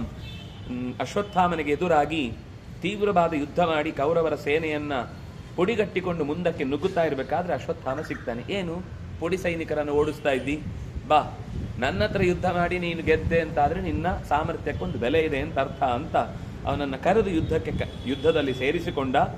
ಅವನು ಬಹಳ ಹೊತ್ತು ಯುದ್ಧ ಮಾಡಿದ. ಆದರೆ ಏನಾದರೂ ಅಶ್ವತ್ಥಾಮನ ಸಾಮರ್ಥ್ಯದ ಮುಂದೆ ಅವನಿಗೆ ಏನು ಮಾಡ್ಲಿಕ್ಕಾಗಲಿಲ್ಲ. ಬಹಳ ಹೊತ್ತು ಪ್ರತಿರೋಧವನ್ನು ಒಡ್ಡಿ ಕೊನೆಗೆ ಅವನ ಕತ್ತಿಯ ಕೈಗೆ ಸಿಕ್ಕು ತಲೆಯನ್ನು ಕತ್ತರಿಸಿಕೊಂಡು ಸತ್ತ ನೀಲ. ಸಾಯುವಾಗಲೂ ಆ ತಲೆ ಹೇಗಿತ್ತು ಅಂದರೆ ಒಳ್ಳೆ ಮೂಗು, ಒಳ್ಳೆ ಕಿವಿಯ ಬೆಂಡೋಲೆ, ಅಂಥ ಸುಂದರವಾದ ತಲೆ ಹಾರಿ ಹೋಗುವಾಗ ನೆತ್ತರು ಸಿಕ್ತವಾದದ್ದನ್ನು ನೋಡಿ ಪಾಂಡವರ ಸೇನೆ ಒಂದ್ಸರ್ತಿ ಗಾಬರಿ ಆಯ್ತಂತೆ. ಅದು ವರ್ಣನೆ ಮಾಡುವಾಗಲೂ ಭಲ್ಲೇನ ಅಪಾಹಾರ ದ್ರೋಣಿ ಸ್ಮಯಮಾನ ಇವಾನಗ, ನಗುತ್ತ ಅವನ ತಲೆ ತೆಗೆದ. ಅದು ಹೇಗಿತ್ತು ಅಂತಂದ್ರೆ ಸಂಪೂರ್ಣ ಚಂದ್ರಾಭಿಮುಖ, ಪೂರ್ಣ ಚಂದ್ರನಂತೆ ಆ ಮುಖ ಶೋಭಿಸ್ತಾ ಇತ್ತು, ತಲೆ ಹಾರ್ತಾ ಇದ್ದಿದ್ದು. ಪದ್ಮಪತ್ರ ನಿಭೇಕ್ಷಣ, ಕಣ್ಣುಗಳು ಅತ್ಯಂತ ಅಂದ್ರೆ ಭಯ ಇರಲಿಲ್ಲ ಅಂತ ಅರ್ಥ. ಯುದ್ಧದಲ್ಲಿ ಅವನು ಸಾಯುವಾಗ ಹೆದರ್ಕೊಂಡು ಸತ್ತದ್ದಲ್ಲ, ಎದುರಿಸಿ ಸತ್ತದ್ದು ಅಂತ. ಇದೆಲ್ಲ ಲಕ್ಷಣಗಳೇನು ಅಂದ್ರೆ ಒಬ್ಬನ ಶೌರ್ಯವನ್ನ ಪ್ರಕಟಿಸುವಂಥದ್ದು. ಅಂತಹ ಸುಂದರವಾದ ತಸ್ಯೋದ್ಯತಾಸೇಹೆ ಸುನಸಂ ಶಿರಃ ಸಕುಂಡಲಂ, ಒಳ್ಳೆಯ ಕುಂಡಲದಿಂದ ಕೂಡಿದ, ಉದ್ದವಾದ ಚಂದದ ಮೂಗಿನಿಂದ ಕೂಡಿದ, ದಪ್ಪದ ಕೆನ್ನೆಯಿಂದ ಕೂಡಿದ ತಲೆ, ಅದು ಆಗಸಕ್ಕೆ ಹಾರಿ ಪಾಂಡವರ ಸೇನೆಯ ಮಧ್ಯಕ್ಕೆ ಬಿದ್ದಾಗ ಎಲ್ಲರೂ ಗಾಬರಿಯಾಗಿ ಆಚಾರ್ಯ ಪುತ್ರೇಣ ಹತೇ ನೀಲೆ ಜ್ವಲತಿ ತೇಜಸಿ ಅಚಿಂತಯಂಶತೆ ಸರ್ವೇ ಪಾಂಡವಾನಾಂ ಮಹಾರಥಾಃ ಕಥನ್ನೋ ವಾಸವಿಸ್ತ್ರಾಯಾತ್. ಹೇಗೆ ನಮ್ಮನ್ನು ಇನ್ನು ಅರ್ಜುನ ಕಾಪಾಡಿಯನು, ಅಶ್ವತ್ಥಾಮ ಮುಂದೆ ನುಗ್ಗಿದ್ದಾನೆ ಅಂತ ಯೋಚನೆ ಮಾಡಿ ಓಡ್ತಾ ಇದ್ದಾಗ ಸಂಶಪ್ತಕರು ಒಂದಿಷ್ಟು ಜನ ಮತ್ತೆ ಈ ಅರ್ಜುನನನ್ನ ಉಳಿದ ಕೆಲವೊಂದಿಷ್ಟು ಜನ ಅಟ್ಟಿಸಿಕೊಂಡು ಬಂದ್ರು. ಅವರನ್ನ ಮತ್ತೆ ಮುಂದಕ್ಕಿಟ್ಟುಕೊಂಡು ಅರ್ಜುನ ಯುದ್ಧ ಮಾಡ್ತಾನೆ. ಅಶ್ವತ್ಥಾಮ ಒಂದು ಕಡೆಯಿಂದ ನುಗ್ಗುತ್ತಾನೆ. ಹೀಗೆ ಎರಡು ದಿಕ್ಕುಗಳಲ್ಲಿ ಯುದ್ಧ ನಡೀಬೇಕಾದ್ರೆ ಇತ್ತೇವ ಉಚ್ಚೈಹಿ ಏನಾಯಿತು ಅಂದ್ರೆ ಕೆಲವೊಂದು ಯುದ್ಧ ಹೇಗಾಯಿತು ಅಂದ್ರೆ ಮುಂದೆ ಮುಂದೆ ಹೋಗ್ತಾ ಹೋಗ್ತಾ ಮರ್ಯಾದ ಅಂತಂದ್ರೆ ಒಂದು ನಿಯಮ. ಕನ್ನಡದ ಮರ್ಯಾದೆ ಬೇರೆ, ಅಲ್ಲೂ ಮರ್ಯಾದೆ ಅಂದ್ರೆ ಒಂದು ಅರ್ಥ, ಮನುಷ್ಯನಾಗಿ ವರ್ತಿಸಬೇಕಾದ ರೀತಿ ವರ್ತಿಸದೇ ಇದ್ರೆ ಮರ್ಯಾದೆ ಹೋಯ್ತು ಅಂತ ಅರ್ಥ. ಅಂದ್ರೆ ಇಲ್ಲಿ ಆನೆ ಜೊತೆಗೆ ಆನೆ, ಕುದುರೆ ಜೊತೆಗೆ ಕುದುರೆ, ಮನುಷ್ಯನ ಅಂದ್ರೆ ಪದಾತಿಯ ಜೊತೆಗೆ ಪದಾತಿ, ಹೀಗೆ ಯುದ್ಧ ಆಗ್ಬೇಕಿತ್ತು. ಆದ್ರೆ ಈ ಕೊನೆಗೆ ಸಾವಿನ ಭಯದಿಂದ ಯಾರ್ಯಾರನ್ನು ಎದುರಿಸ್ಲಿಕ್ಕೆ ಶುರು ಮಾಡಿದ್ರು. ಆ ಯುದ್ಧದಲ್ಲಿ ಒಬ್ರಿಗೂ ಕೂಡ, ಯಾಕಂದ್ರೆ ಕೊನೆಗೆ ಎಲ್ಲಿವರೆಗೆ ಅಂದ್ರೆ ಕೆಲವೊಮ್ಮೆ ಭಯದಿಂದ ತಮ್ಮವರನ್ನೇ ಹಿಂದೆಯಿಂದ ಬಂದ ಅಂದ ತಕ್ಷಣ ಕೊಂದುಬಿಟ್ಟಿದ್ದಾರೆ, ನೋಡಿದ್ರೆ ತನ್ನವರೇ. ಆಮೇಲೆ ಅಯ್ಯೋ ಅಂತ ಗೊತ್ತಾಗುವಷ್ಟೊತ್ತಿಗೆ ಮತ್ತೆ ಯುದ್ಧ ಮುಂದುವರಿತಿತ್ತು. ಹಾಗಾಗಿ ಯಾರನ್ನು ತಡಿಲಿಕ್ಕಾಗ್ಲಿಲ್ಲ. ಕೊನೆಗೆ ಏನು ಅಂದ್ರೆ ಇಷ್ಟೇ ಶಬ್ದ ಕೇಳಿಸ್ತಾ ಇತ್ತು, ಹಾ ತಾತ, ಹಾ ಪುತ್ರ, ಹಾ ಸಖೆ, ಕ್ವಾಸಿ ತಿಷ್ಠ ಕ್ವಧಾವಸಿ ಪ್ರಹರ ಪ್ರಹರ ಜಹಿಯೇನಂ ಸ್ಮಿತ ಕ್ಷೇಡಿತ ಗರ್ಜಿತೈ. ಕೆಲವರು ಉನ್ಮಾದದಿಂದ ನಗುತ್ತಾ ಹೇಳುತ್ತಿದ್ದಾರೆ, ಇನ್ನು ಕೆಲವರು ದುಃಖದಿಂದ ಅಯ್ಯೋ ರಕ್ಷಿಸಿ ಅಂತ ಬೊಬ್ಬೆ ಹೊಡಿತಾ ಇದ್ದಾರೆ. ಬರೀ ಈ ಧ್ವನಿಗಳೇ ಇಡೀ ರಣರಂಗದ ಸುತ್ತ ಜೋರಾಗಿ ಕೂಗಿ ಕೇಳ್ತಾ ಇತ್ತು.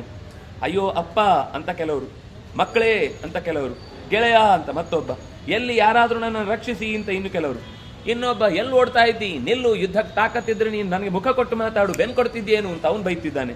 ಹೀಗೆ ಪ್ರಹರ, ಹೊಡಿಯವನನ್ನು ಅಂತ ಇನ್ನೊಬ್ಬನಿಗೆ ತೋರಿಸಿ ಕೈ ಹೇಳ್ತಾ ಇದ್ದಾನೆ, ಕರ್ಕೊಂಡ್ ಬಾ ಅವನನ್ನ ಅಂತ ಇನ್ನೊಬ್ಬ ಹೇಳ್ತಾನೆ, ಹೊಡಿ, ಹೀಗೆ ಜಹಿ ಕೊಲ್ಲು, ಹೀಗೆ ಕಡಿ ಬಡಿ ಹೊಡಿಗಳ ಮಧ್ಯದಲ್ಲಿ ಯಾವುದು ಯಾರ ಧ್ವನಿ ಅಂತ ಗೊತ್ತಾಗ್ತಾ ಇಲ್ಲ, ಹೊಡೆದಾಡ್ತಾ ಇದ್ದಾರೆ. ಇತ್ತೇವ ಮುಚ್ಚೈಹಿ ಶ್ರೂಯಂತೆ ವಿವಿಧಾಹ ಗಿರಹ. ಈ ರೀತಿಯಾದ ನೂರಾರು ತರದ ಮನಸ್ಸಿಗೆ ಬಹಳ ಹಿಂಸೆಯಾಗುವಂತಹ ಮಾತುಗಳು ಕೇಳಿಸ್ತಾ ಇದ್ವು. ಯುದ್ಧ ನಿಲ್ಲಿಲ್ಲ, ಪರಸ್ಪರ ಹೋರಾಟ ಜಾಸ್ತಿ ಆಯಿತು. ತಥೋ ದ್ರೋಣಃ ಕೃಪಃ ಕರ್ಣಃ ದ್ರೌಣಿ ರಾಜಾ ಜಯದ್ರಥಃ ವಿಂದಾನು ವಿಂದೌ ಆವಂತ್ಯೌ ಶಲ್ಯಃ ಚೈತಾನ್ಯವಾರಯನ್. ಈ ಎಲ್ಲ ಸೇನೆ ಒಟ್ಟಾಗಿ ಅರ್ಜುನನನ್ನು ಜೊತೆಗೂಡಿಸಿಕೊಂಡು ಮುಂದಕ್ಕೆ ಬರ್ತಾ ಇರಬೇಕಾದ್ರೆ ದ್ರೋಣಾದಿ ಸಕಲರು ಕೂಡ ಈ ಸೇನೆಯನ್ನ ನಿಗ್ರಹಿಸಿದ್ರು. ದ್ರೋಣರಿಗೆ ಬೆಂಗಾವಲಾಗಿ ನಿಂತುಕೊಂಡು ಯುದ್ಧ ಮಾಡಿದ್ರು. ಏನು ಮಾಡಿದ್ರು ಅವತ್ತು ಯುಧಿಷ್ಠಿರನ ಪಕ್ಕಕ್ಕೆ ಸಾಗ್ಲಿಕ್ಕಾಗಲೇ ಇಲ್ಲ ಯಾರಿಗೂ. ಅದರ ಜೊತೆಗೇನೆ ಕರ್ಣ ಯುದ್ಧ ಮಾಡಲಿಕ್ಕೆ ಬಂದ ಅರ್ಜುನನ ಜೊತೆಗೆ. ಅರ್ಜುನನ ಮತ್ತು ಕರ್ಣನ ತೀವ್ರವಾದ ಯುದ್ಧ ನಡೆಯಿತು. ಒಂದು ಕಡೆಯಿಂದ ದೃಷ್ಟದ್ಯುಮ್ನ, ಇನ್ನೊಂದು ಕಡೆಯಿಂದ ಸಾತ್ಯಕಿ, ಅವನು ಕೃತವರ್ಮನ ಜೊತೆಗೆ ಯುದ್ಧ ಮಾಡುತ್ತಾ ಇದ್ರೆ ಕರ್ಣನ ಅವರಜಂ ಬಾಣೈಹಿ ಜಘಾನ ನಿಶಿತೈಹಿ ಶರೀಹಿ ಶತ್ರುಂಜಯ ಅಂತ ಕೊನೆಯ ಮಗ ಕರ್ಣನದ್ದು. ಶತ್ರುಂಜಯನನ್ನ ಪಾರ್ಥ ಷಡ್ಭಿಹಿ ಅಜಿಹ್ಮಗೈಹಿ, ಬೆಂಡಲ್ಲದ ತೀಕ್ಷ್ಣವಾದ ಬಾಣದಿಂದ ಶತ್ರುಂಜಯನ ತಲೆಯನ್ನ ಕತ್ತರಿಸ್ತಾನೆ. ಅಂದ್ರೆ ಬೆಂಡು ಅಂದ್ರೆ ಅದು ಸಾಮಾನ್ಯ ಕೆಲವೊಂದು ಸರ್ತಿ ಬೆಂಡಿದ್ರೆ ಹೀಗೆ ಹೋಗುತ್ತೆ. ನಮಗೆ ಎದುರುಗಡೆ ಇದ್ದವನನ್ನು ಹೊಡಿಲಿಕ್ಕಿರುವುದಿಲ್ಲ, ಎದುರುಗಡೆ ಹಿಂದೆ ಒಬ್ಬ ಇರ್ತಾನೆ, ಅವನನ್ನು ಹೊಡಿಲಿಕ್ಕಿರುತ್ತೆ. ಅಂತಹ ಬಾಣಗಳನ್ನ ಅದು ಚೂರು ಬೆಂಡಾಗಿದ್ರೆ ಅದು ಹೀಗೆ ಹೋಗಿ ಪಕ್ಕಕ್ಕೆ ಹೊಡಿಯುತ್ತೆ ಅವನನ್ನು. ಆ ರೀತಿ ಶತ್ರುಂಜಯ ಮತ್ತು ವಿಪಾಟ ಇಬ್ರು ಮಕ್ಕಳು, ಅವರಿಬ್ಬರನ್ನು ಕೂಡ ಕೊಂದು ಬಿಡುತ್ತಾನೆ.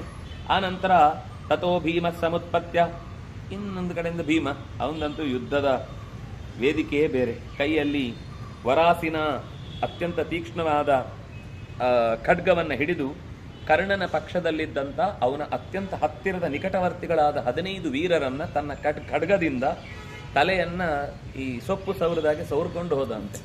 ತಲೆಯನ್ನ ಒಂದೇ ಏಟಿಗೆ ವರಾಸಿನ ಕರ್ಣಪಕ್ಷಾನ್ ಜಗಾನ ದಶಪಂಚ ಅಂದ್ರೆ 15 ಜನರ ತಲೆಯನ್ನು ಒಂದೇಟಲ್ಲೇ ಅಷ್ಟು ಜನರ ತಲೆಯನ್ನ ಸೀಳಿಬಿಟ್ಟಿದ್ದಾನೆ. ಪುನಸ್ತುರಥಮಾಸ್ತಾಯ ಧನುರಾದಾಯ ಚಾಪರಂ. ತಕ್ಷಣವೇ ಕರ್ಣನಿಗೆ ಒಂದ್ಸರ್ತಿ ಗಾಬರಿ ಆಯ್ತು. ಯಾಕೆಂದ್ರೆ ಭೀಮ ಕರ್ಣನ ರಥವನ್ನೇ ಪುಡಿ ಮಾಡಿಬಿಟ್ಟಿದ್ದ. ಪುಡಿ ಮಾಡಿದ್ರೆ ಮತ್ತೊಂದು ರಥಕ್ಕೆ ತಕ್ಷಣ ಜಿಗಿತಾರೆ. ಜಿಗಿದು ಇನ್ನೊಂದು ರಥಕ್ಕೆ ಸೇರ್ಕೊಂಡಿದ್ದಾನೆ. ಕರ್ಣನ ಮೇಲೆ ಭೀಮನ ಮೇಲೆ ಅತ್ಯಂತ ತೀವ್ರವಾದ ಬಾಣದ ಮಳೆಯನ್ನ ಸುರಿಸಿದ್ದಾನೆ. ಅಷ್ಟೊತ್ತಿಗೆ ದೃಷ್ಟದ್ಯುಮ್ನೋಪ್ಯಸಿವರಂ ಚರ್ಮಚಾದಾಯ ಭಾಸ್ವರಂ ಜಗಾನ ಚಂದ್ರವರ್ಮಾಣಂ ಬೃಹತ್ಕ್ಷತ್ರಂಚ ನಿಷದ ದೇಶದ ರಾಜನಾದ ಬೃಹಕ್ಷತ್ರ ಅನ್ನುವವನನ್ನ ಮತ್ತು ಚಂದ್ರವರ್ಮ ಅನ್ನುವನನ್ನ ದೃಷ್ಟದ್ಯುಮ್ನ ನಿಗ್ರಹಿಸಿದ. ಇಲ್ಲಿ ಎಷ್ಟು ಜನರ ಹೆಸರು ಬರುತ್ತೆ ಅಂದ್ರೆ ನಾವು ಒಂದ್ಸರ್ತಿಯೂ ಜೀವಮಾನದಲ್ಲಿ ಕೇಳಿರಲ್ಲ. ಅಷ್ಟು ದೇಶದ ರಾಜರ ಉಲ್ಲೇಖ ಅಲ್ಲಿ ಬರುತ್ತೆ. ಅವರೆಲ್ಲರೂ ಕೂಡ ಒಬ್ಬರ ನಡುವೆ ಒಬ್ಬರು ಪರಸ್ಪರ ಹೋರಾಡಿಕೊಂಡು ಪ್ರಾಣವನ್ನ ಬಿಟ್ಟಿದ್ದಾರೆ. ಇದರ ನಂತರ ಇಲ್ಲಿಗೆ ಸಂಶಪ್ತಕ ವಧ ಪರ್ವ ಮುಗಿಯುತ್ತೆ. ಸಂಶಪ್ತಕರೆಲ್ಲರೂ ಕೂಡ ಸಂಹೃತರಾಗಿ ಬೀಳುತ್ತಾರೆ. ಆ ನಂತರ ಅಭಿಮನ್ಯುವಿನ ವಧ ಪರ್ವ ಶುರುವಾಗುತ್ತೆ. ಅಂದ್ರೆ 33ನೇ ಅಧ್ಯಾಯ ಶುರುವಾಗುತ್ತೆ. ಇದು ಸಂಜಯನಿಗೆ ಕತೆ ಹೇಳ್ತಾ ಇರಬೇಕಾದ್ರೆ ಧೃತರಾಷ್ಟ್ರನಿಗೆ ಬೇಜಾರು. ಏನ್ ಮಾಡಿದ್ರು ಒಂದು ಚೂರು ಕೂಡ ನಮ್ಮ ಕಡೆಗೆ ಒಂದು ಪ್ಲಸ್ ಅಂತ ಇಲ್ವೇ ಇಲ್ಲ, ಬರೀ ಮೈನಸ್ ಆಗ್ತಾ ಇದೆ, ಮೈನಸ್ಸೇ ಪ್ಲಸ್ ಆಗ್ತಾ ಇದೆ ಹೊರತು ಪ್ಲಸ್ ಅಲ್ಲಿ ಯಾವುದೂ ಇಲ್ಲ. ದ್ರೋಣೇ ಚ ಮೋಘ ಸಂಕಲ್ಪೆ ರಕ್ಷಿತೇ ಚ ಯುಧಿಷ್ಠಿರೇ. ಈ ಯುಧಿಷ್ಠಿರನಿಂದ ರಕ್ಷಿತವಾದ ಸೇನೆಯನ್ನ ದ್ರೋಣಾಚಾರ್ಯರು ಏನೂ ಹಿಂದೆ ಸರಿಸಲಿಕ್ಕೆ ಆಗಲಿಲ್ಲ ಅನ್ನೋ ವಿಷಯ ತುಂಬ ಒಂಥರ ದುಃಖ ಆಯಿತು. ಸರ್ವೇ ವಿಧ್ವಸ್ತ ಕವಚಾಹ ತಾವಕ ಯುಧಿ ನಿರ್ಜಿತಾ. ಎಲ್ಲರ ಕವಚ ಸೀಳಿ ಹೋಗಿತ್ತು, ಆಯುಧಗಳೆಲ್ಲ ತುಂಡಾಗಿತ್ತು. ನಿನ್ನವರೆಲ್ಲ ಹಿಂದೆ ತಿರುಗಿ ಬರ್ತಾ ಇದ್ದಾರೆ. ಅವರಿಗೆ ಯಾರಿಗೂ ಕೂಡ 10 ದಿಕ್ಕುಗಳಲ್ಲಿ ತಮ್ಮ ದಿಕ್ಕು ಯಾವುದು ಅಂತ ಗೊತ್ತಾಗುವುದೇ ಬಹಳ ಕಷ್ಟ ಆಗ್ತಾ ಇತ್ತು. ಹಾಗಾಗಿ ಮುಂದೆ ಲಬ್ಧ ಪಕ್ಷೈಹಿ ಶರೈಹಿ ಭಿನ್ನಾ ವೃಷಾವ ಸಹಿತ ರಣೆ ಶ್ಲಾಘ್ಯಮಾನೇಷು ಭೂತೇಷು ಫಲ್ಗುನಸ್ಯ ಅಮಿತಾನ್ ಗುಣಾನ್. ಜನಮೇಜಯನಿಗೆ ಪ್ರಶ್ನೆ ಬರುತ್ತೆ, ಅಲ್ಲ ನೀವು ನನಗೆ ಕಥೆಯನ್ನು ಹೇಳ್ತಾ ಇದ್ದೀರಿ, ನನಗೊಂದು ಸ್ವಲ್ಪ ಜಿಜ್ಞಾಸೆ ಏನು ಅಂತಂದರೆ ಆಮೇಲೆ ಏನು ಮಾಡಿದರು ಈ ಯುದ್ಧದ ಅಂದರೆ ಸಾಮಾನ್ಯ ಇಲ್ಲಿಗೆ ಇದು ಮುಗಿಯುವಾಗ 2ನೇ ದಿವಸ ಅಂದರೆ ಒಟ್ಟು 12ನೇ ದಿವಸ ಮುಗಿತಾ ಇದೆ. 12ನೇ ದಿವಸದ ಯುದ್ಧ ಮುಕ್ತಾಯ ಆಗಿದೆ. ಅವತ್ತು ಸಂಜೆ ಆಯಿತು. ಸಂಜೆ ಆದಾಗ ಯಾರಿಗೂ ಕೂಡ ಒಬ್ಬರ ಕಡೆಗೆ ಗೆಲುವು ಸಿಗಲಿಲ್ಲ ಅಂತ ಗೊತ್ತಾದಾಗ ತುಂಬ ಬೇಸರ ಆಯಿತು. ಆ ಹೊತ್ತಿಗೆ ಶ್ಲಾಘಮಾನೇಷು ಭೂತೇಷು ಎಲ್ಲರೂ ಕೂಡ ಫಲ್ಗುನನ ಅವತ್ತಿನ ಯುದ್ಧವನ್ನು ಬಹಳ ಜೋರಾಗಿ ಹೊಗಳುತ್ತಾ ಇದ್ದಾರೆ. ಇನ್ನೊಂದು ಕಡೆಯಿಂದ ತಥಾಹಿ ನಾಗ್ರಹಿ ಪ್ರಾಪ್ತಂ ಸಮೀಪೇ ಅದ್ಯ ಯುಧಿಷ್ಠಿರಂ. ಇವನು ಬೈತಾ ಇದ್ದಾನೆ. ಯಾರು? ದುರ್ಯೋಧನ ದ್ರೋಣಾಚಾರ್ಯರನ್ನು. ನೀವೇನು ಪ್ರತಿಜ್ಞೆ ಮಾಡಿದ್ನಿ ನಿನ್ನೆ? ಹೇಗಾದ್ರೂ ಮಾಡಿ ಇವತ್ತು ನೀನು ಅರ್ಜುನನನ್ನ ಪಕ್ಕಕ್ಕೆ ಸರಿಸು, ಯುಧಿಷ್ಠಿರನನ್ನು ಹಿಡಿದು ಕೊಡ್ತೇನೆ ಅಂತ. ನೀವು ನನ್ನದೇ ಪಕ್ಷದಲ್ಲಿರುವ ನನ್ನದೇ ಶತ್ರು, ಸುಮ್ಮನೆ ನೀವು ಶತ್ರು ಪಕ್ಷಕ್ಕೆ ಸೇರ್ಕೊಂಡಿಲ್ಲ ಅಷ್ಟೇ. ದುಶ್ಮನ್ ಕಹಾ ಹೇ ಅಂದರೆ ಬಗಲ್ ಮೇ ಹೇ ಅಂತ ನಿಮ್ಮನ್ನೇ ಹೇಳಿದ್ದು ನೋಡಿ. ಬೇರೆ ಯಾರು ನಮಗೆ ಶತ್ರುಗಳಲ್ಲ, ನೀವೇ ಶತ್ರು ಪಕ್ಕ. ಇಲ್ಲ ಅಂದರೆ ಇವತ್ತು ನಿಮ್ಗೆ ಅಷ್ಟು ಹತ್ರ ಹೋಗಿದ್ರಿ, ಯುಧಿಷ್ಠಿರನ ಪಕ್ಕಕ್ಕೆ ಹೋಗಿದ್ರಿ, ಆದರೂ ನೀವು ಯುಧಿಷ್ಠಿರನನ್ನು ಹಿಡಿಯದೆ ವಾಪಸ್ ಬಂದಿದ್ದೀರಿ ಅಂದರೆ ನಿಮಗೆ ಮೃದು ಧೋರಣೆ ಇದೆ. ಇದನ್ನು ನಾನು ಮತ್ತೆ ಮತ್ತೆ ಹೇಳ್ತೇನೆ ಅಂತ ಎಲ್ಲರ ಮುಂದೆ. ಯಾಕೆಂದರೆ ಅವನು ಎಲ್ಲರ ಮುಂದೆ ಬೇಕು ಅಂತಲೇ ಹಿಂದೆ ಅವರು ಇವತ್ತು ಪ್ರತಿಜ್ಞೆ ಮಾಡಿ ದ್ರೋಣಾಚಾರ್ಯರು ಇವತ್ತು ಯುಧಿಷ್ಠಿರನ ಹಿಡಿದು ತರ್ತಾರೆ ಅಂತ ಬೇಕು ಅಂತ ಸಣ್ಣ ಪುಟ್ಟ ಕಸಬರಿಗೆ ತೆಗೆದು ಕೊಡುವವನಿಗೂ ಹೇಳಿರ್ತಾನೆ. ಯಾಕಂದ್ರೆ ಅವ್ರು ಒಂದ್ಸರ್ತಿ ನೋಡುವಾಗ ಇವತ್ತು ದ್ರೋಣಾಚಾರ್ಯ ಹೀಗೆ ಮಾಡ್ತಾರೆ, ಮಾಡಲಿಲ್ಲ ಅಂದ್ರೆ ಅವರೊಮ್ಮೆ ಹೀಗೆ ನೋಡಿ ಯಾಕೆ ಮಾಡಲಿಲ್ಲ ಅಂತ ಒಂದು ಪ್ರಶ್ನೆ ಕಣ್ಣಲ್ಲೇ ಕೇಳ್ತಾರಲ್ಲ, ಆಗ ಅವರಿಗೆ ಪ್ರಿಕ್ ಆಗಬೇಕು ತಾನು ಮಾಡಿದ ಕೆಲಸದ ಬಗ್ಗೆ. ಹಾಗೆ ಬೇಕು ಅಂತ ಅವರನ್ನು ಮಾನಸಿಕವಾಗಿಯೂ ಒತ್ತಡ ತರುವುದಕ್ಕೋಸ್ಕರ ಹೀಗೆ ಪ್ರಯತ್ನ ಮಾಡಿದರೆ ಅವತ್ತು ಈ ಮಾತಿನಿಂದ ತುಂಬ ಬೇಸರ ಆಗುತ್ತೆ ಅವರಿಗೆ. ಬೇಸರಾಗಿ ಜಿಗೃಕಕ್ಷೇ ರಕ್ಷಮಾಣ ಸಾಮರೈರಪಿ ಪಾಂಡವೈ ವರಂ ದತ್ವಾ ಮಮ ಪ್ರೀತಃ ಪಶ್ಚಾತ್ ವಿಕೃತವಾನಸಿ. ನನಗೆ ವರ ಕೊಟ್ಟು ಆ ಕೆಲಸ ಮಾಡದೆ ನನಗೆ ಆಶಾಭಂಗಂ, ಯಾರೂ ಕೂಡ ಜ್ಞಾನಿಗಳಾದವರು ಸಜ್ಜನರು, ಇವನು ಉಪದೇಶ, ಆಶಾಭಂಗಂ ನ ಕುರುವಂತೆ ಭಕ್ತಸ್ಯಾರ್ಯಾ ಕಥಂಚನ. ಆರ್ಯರೆನಿಸಿಕೊಂಡವರು, ಸಜ್ಜನರೆನಿಸಿಕೊಂಡವರು ವರವನ್ನು ಎಂದೂ ಮುರಿಯಬಾರದು. ನೀವು ಎರಡೂ ಮಾಡಿದ್ದೀರಿ.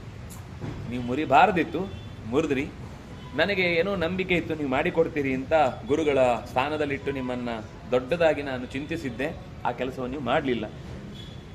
ತಥೋ ಅಪ್ರೀತಃ, ಇದರಿಂದ ದುಃಖ ಆಯಿತು ದ್ರೋಣಾಚಾರ್ಯರಿಗೆ. ತಸ್ಯೋಕ್ತಃ ಸಂಭಾರಾತ್ ದ್ವಿಜೋ ಅಬ್ರವೀತ್ ನೃಪಂ. ತುಂಬ ಭಾರ ಎನಿಸ್ತು ಮನಸ್ಸು. ಉದ್ದೇಶಪೂರ್ವಕವಾಗಿ ಅವ್ರು ಮಾಡೇ ಇಲ್ಲ ಹಾಗೆ, ಅಂದರೆ ಬಿಟ್ಬಿಡ್ತೇನೆ ಅಂತ ಮಾಡಿಲ್ಲ. ಆಮೇಲೆ ಹೇಳಿದರು, ನಾನು ನಿನಗೆ ಒಂದು ಮಾತು ಹೇಳಿದ್ದೆ, ನಾಲಂ ಲೋಕಾರಣೇ ಜೇತುಂ ಪಾಲ್ಯಮಾನಂ ಕಿರೀಟಿನ. ಅರ್ಜುನ ಎಲ್ಲಿಯ ತನಕ ಆ ಪಕ್ಷದಲ್ಲಿ ಸುತ್ತ ಇರ್ತಾನೋ ಅಲ್ಲಿ ತನಕ ನಾವು ಯಾರನ್ನೂ ಕೂಡ ಮುಟ್ಲಿಕ್ಕೆ ಸಾಧ್ಯ ಇಲ್ಲ. ಇದನ್ನು ನಿನಗೆ ಮೊದಲೇ ಹೇಳಿದ್ದೆ. ಆ ಕಾರಣದಿಂದಾಗಿ ಅವನು ಹಿಡಿಲಿಕ್ಕೆ ಹೋದಾಗ ಅಲ್ಲಿಗೆ ಅರ್ಜುನ ಬಂದ, ಆದ್ರಿಂದ ನಾನು ಅವನನ್ನು ಹಿಡಿಲಿಕ್ಕಾಗಲಿಲ್ಲ. ಸತ್ಯಂ ತಾತ ಬ್ರವೀಮ್ಯದ್ಯ ನೈತಜ್ಜಾತ್ವನ್ಯಥಾ ಭವೇತ್. ಅದರ ಒಂದು ಮಾತು, ನಿನ್ನ ಪರದಲ್ಲಿಲ್ಲ ಅನ್ನುವ ಮಾತು ಮಾತ್ರ ಹೇಳಬೇಡ.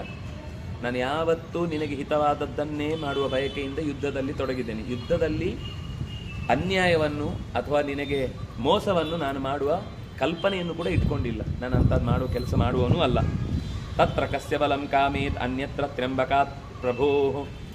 ದೇವತೆಗಳನ್ನೂ ಎದುರಿಸಬಲ್ಲಂತಹ ಅರ್ಜುನ ಅಲ್ಲಿ ಇರಬೇಕಾದಾಗ ನಾನು ಅದನ್ನು ಮಾಡಲಿಕ್ಕಾಗಲಿಲ್ಲ. ಆದರೆ ಒಂದು ನಿನಗೆ ಇವತ್ತು ಪ್ರತಿಜ್ಞೆ ಮಾಡ್ತೇನೆ, ಇದು 3ನೇ ದಿವಸದ ಅಂದರೆ 13ನೇ ದಿವಸದ ಯುದ್ಧದ ಪ್ರತಿಜ್ಞೆಯನ್ನು ಮಾಡ್ತೇನೆ. ಅದ್ಯೈಕಂ ಪ್ರವರಂ ಕಂಚಿತ್ ಪಾತಯಿಷ್ಯೆ ಮಹಾರಥಂ. ಇವತ್ತು ಮಾತ್ರ ನಾನು ಒಬ್ಬ ಪ್ರವರಂ ಮಹಾರಥಂ, ಅತ್ಯಂತ ಶ್ರೇಷ್ಠನಾದ ಬಲಿಷ್ಠನಾದ ಒಬ್ಬ ವ್ಯಕ್ತಿಯನ್ನು ಇವತ್ತು ಮಾತ್ರ ಬೀಳಿಸುವುದು ಸಿದ್ಧ. ಯೋಗೇನ ಕೇನಚಿದ್ರಾಜನ್ ಅರ್ಜುನಸ್ತ್ವ ಅನಪಾಯಿತಾಂ ಅಪನೀಯತಾಂ. ಅರ್ಜುನನನ್ನು ಮಾತ್ರ ನಿನ್ನೆಯ ಹಾಗೆ ಮತ್ತೆ ಸ್ವಲ್ಪ ದೂರಕ್ಕೆ ನೀವು ಎಳ್ಕೊಂಡು ಹೋಗ್ಬೇಕು ಯಾರಾದರೂ. ಆಯಿತು ಅಂತ ಹೇಳಿ ದ್ರೋಣೇನ ವ್ಯಾಹೃತೆ ತ್ವೇವಂ ಸಂಶಪ್ತಕ ಗಣ ಪುನಃ. ಇನ್ನು ಉಳಿದವರೊಂದಿಷ್ಟು ಜನ ಇದ್ರಲ್ಲ ಸಂಶಪ್ತಕ ಗಣದವರು, ಅವ್ರು ಮತ್ತೊಂದಿಷ್ಟು ರಾಜನ ಗುಡ್ಡೆ ಹಾಕ್ಕೊಂಡು ಸಾಯ್ಲಿಕ್ಕೆ ಜನ ಬೇಕಲ್ಲ, ಇಲ್ಲಾಂದ್ರೆ ಏನು ಮಾಡೋದು. ಅವರೆಲ್ಲರೂ ಒಂದಿಷ್ಟು ಜನಕ್ಕೆ ಸೇರಿಕೊಂಡು ಮತ್ತೆ ಆಹ್ವಯನ್ ಅರ್ಜುನಂ ಸಂಖ್ಯೆ ದ್ರೋಣ ದಕ್ಷಿಣಾಂ ಅಭಿತೋ ದಿಶಂ. ದಕ್ಷಿಣದ ಕಡೆಗೆ ಮತ್ತೆ ಅರ್ಜುನನನ್ನು ತೊಡೆ ತಟ್ಟಿ, ತಾಕತ್ತಿದ್ರೆ ಇವತ್ತು ಬಾ, ನಿನ್ನೆ ಏನೋ ಬಂದು ನಮಗೆ ನಿನ್ನನ್ನು ಎದುರಿಸುವಲ್ಲಿ ಸ್ವಲ್ಪ ಶಕ್ತಿ ಸಾಕಾಗಲಿಲ್ಲ, ಇವತ್ತು ನೀನು ನಿಜವಾಗಿಯೂ ಗಂಡು ಅಂತಾಗಿದ್ದರೆ, ಗಾಂಡೀವವನ್ನು ಹಿಡಿದವನು ಹೌದು ಅಂತ ಆದರೆ ನಮ್ಮೊಟ್ಟಿಗೆ ಯುದ್ಧಕ್ಕೆ ಬಾ ಅಂತ ಬೇಕು ಅಂತ ಅವನನ್ನು ಕೆಣಕಿ ಅಲ್ಲಿಗೆ ಹೋದರು. ತಾದೃಶೋ ಯಾದೃಶೋ ನಾಣ್ಯ ಶ್ರುತೋ ದೃಷ್ಟೋರಪಿ ಕ್ವಚಿತ್ ತತ್ರ ದ್ರೋಣೇನ ವಿಹಿತೋ ವ್ಯೂಹರಾಜನ್ವ್ಯರೋಚತ. ಇಲ್ಲಿ ತನಕ ಯಾರೂ ಕೇಳದ, ಯಾರೂ ನೋಡದ, ಇಂಥದ್ದು ಅಂತ ಊಹಿಸ್ಲಿಕ್ಕೂ ಸುಲಭದಲ್ಲಿ ಸಾಧ್ಯವಾಗದ ಒಂದು ವ್ಯೂಹವನ್ನು ಅವತ್ತು ದ್ರೋಣಾಚಾರ್ಯರು ನಿರ್ಮಾಣ ಮಾಡಿದರು. ಸಾಮಾನ್ಯವಾಗಿ ಲೋಕದಲ್ಲಿ ಅದು ಬಹಳ ಪ್ರಸಿದ್ಧ ಚಕ್ರವ್ಯೂಹ ಅಂತ. ಆದರೆ ಮಹಾಭಾರತ ಅನೇಕ ಕಡೆಗಳಲ್ಲಿ ಹೇಳುವುದು ಅದನ್ನು ಪದ್ಮವ್ಯೂಹ ಅಂತ. ಅಂದರೆ ಪದ್ಮದ ಆಕೃತಿಯಲ್ಲಿರುವಂತಹ ವ್ಯೂಹ, ಅದು ಕೊನೆಗೆ ಚಕ್ರದಂತೆ ಕೆಲಸ ಮಾಡುತ್ತೆ. ಅಂದರೆ ಮುಂದಕ್ಕೆ ದಳಗಳಂತೆ ನುಗ್ಗಿದವು, ಅದು ಮುಂದೆ ಹೋದ್ಮೇಲೆ ಅದು ಚಕ್ರ ಆಗಿಬಿಡುತ್ತೆ ಎಲ್ಲ ಸೇರಿಕೊಂಡು. ಅಂದರೆ ಕವರ್ ಆಗಿ ಒಂದು ಅನೇಕ ವೃತ್ತಾಕಾರದಲ್ಲಿ ಶತ್ರುವನ್ನು ಮಧ್ಯದಲ್ಲಿ ಮುಗಿಸಿಬಿಡುವಂತಹ ಪ್ರವೃತ್ತಿ ಅದು. ಅಂದರೆ ಅದು ಶುರುವಾಗುವಾಗ ಪದ್ಮ, ಮುಗಿಯುವಾಗ ಚಕ್ರ. ಅದು ವ್ಯೂಹದ ಲಕ್ಷಣವೇ ಹಾಗೆ. ಮತ್ತೆ ಮಧ್ಯದಲ್ಲಿ ಅದು ರೂಪಾಂತರಗೊಳ್ಳುತ್ತೆ.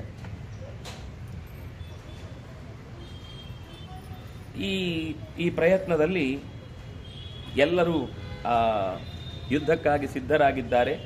ಸಿದ್ಧರಾದ ದಿವಸ ಅಭಿಮನ್ಯು ತಂದೆಯ ಅಂದರೆ ದೊಡ್ಡಪ್ಪನ ಒಪ್ಪಿಗೆಯನ್ನು ಪಡೆದು ಬಿಭೇದ ದುರ್ಭಿದಂ ಸಂಖ್ಯೆ ಚಕ್ರ ಪದ್ಮವ್ಯೂಹ ಅನೇಕಧ ಸಕೃತ್ವ ದುಷ್ಕರಂ ಕರ್ಮ ಹತ್ವಾ ವೀರಾನ್ ಸಹಸ್ರಶಃ, ಸಾವಿರಾರು ವೀರರನ್ನು ಕೊಂದು ಸುಭದ್ರೆಯ ಮಗನಾದಂತಹ ಅಭಿಮನ್ಯು ಆ ಶತ್ರುಗಳ ಎದೆಗೆ ನುಗ್ಗಿದ.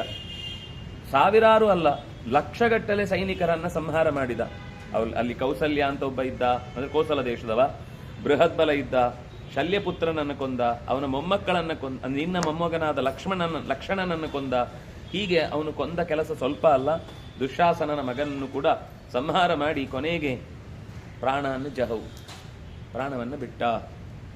ಆಗ ಜನಮೇಜಯ ಮತ್ತೆ ಮಧ್ಯದಲ್ಲಿ ವಾಪಸ್ ಪ್ರಶ್ನೆ ಮಾಡುತ್ತಾನೆ, ಅಲ್ಲ ನೀವು ಹೇಳಿದ್ರಿ, ಅಂದ್ರೆ ಇದು ಒಂದು ಕಡೆಯಿಂದ ಸಂಜಯ ಧೃತರಾಷ್ಟ್ರನಿಗೆ ಹೇಳ್ತಾ ಇದ್ದಾನೆ. ಈ ಕಥೆಯನ್ನು ಸಂಜಯ ಧೃತರಾಷ್ಟ್ರನಿಗೆ ಹೇಳ್ತಾ ಇದ್ದಾನೆ ಅಂತ ವೈಶಂಪಾಯನ ಜನಮೇಜಯನಿಗೆ ಹೇಳ್ತಾ ಇದ್ದಾನೆ.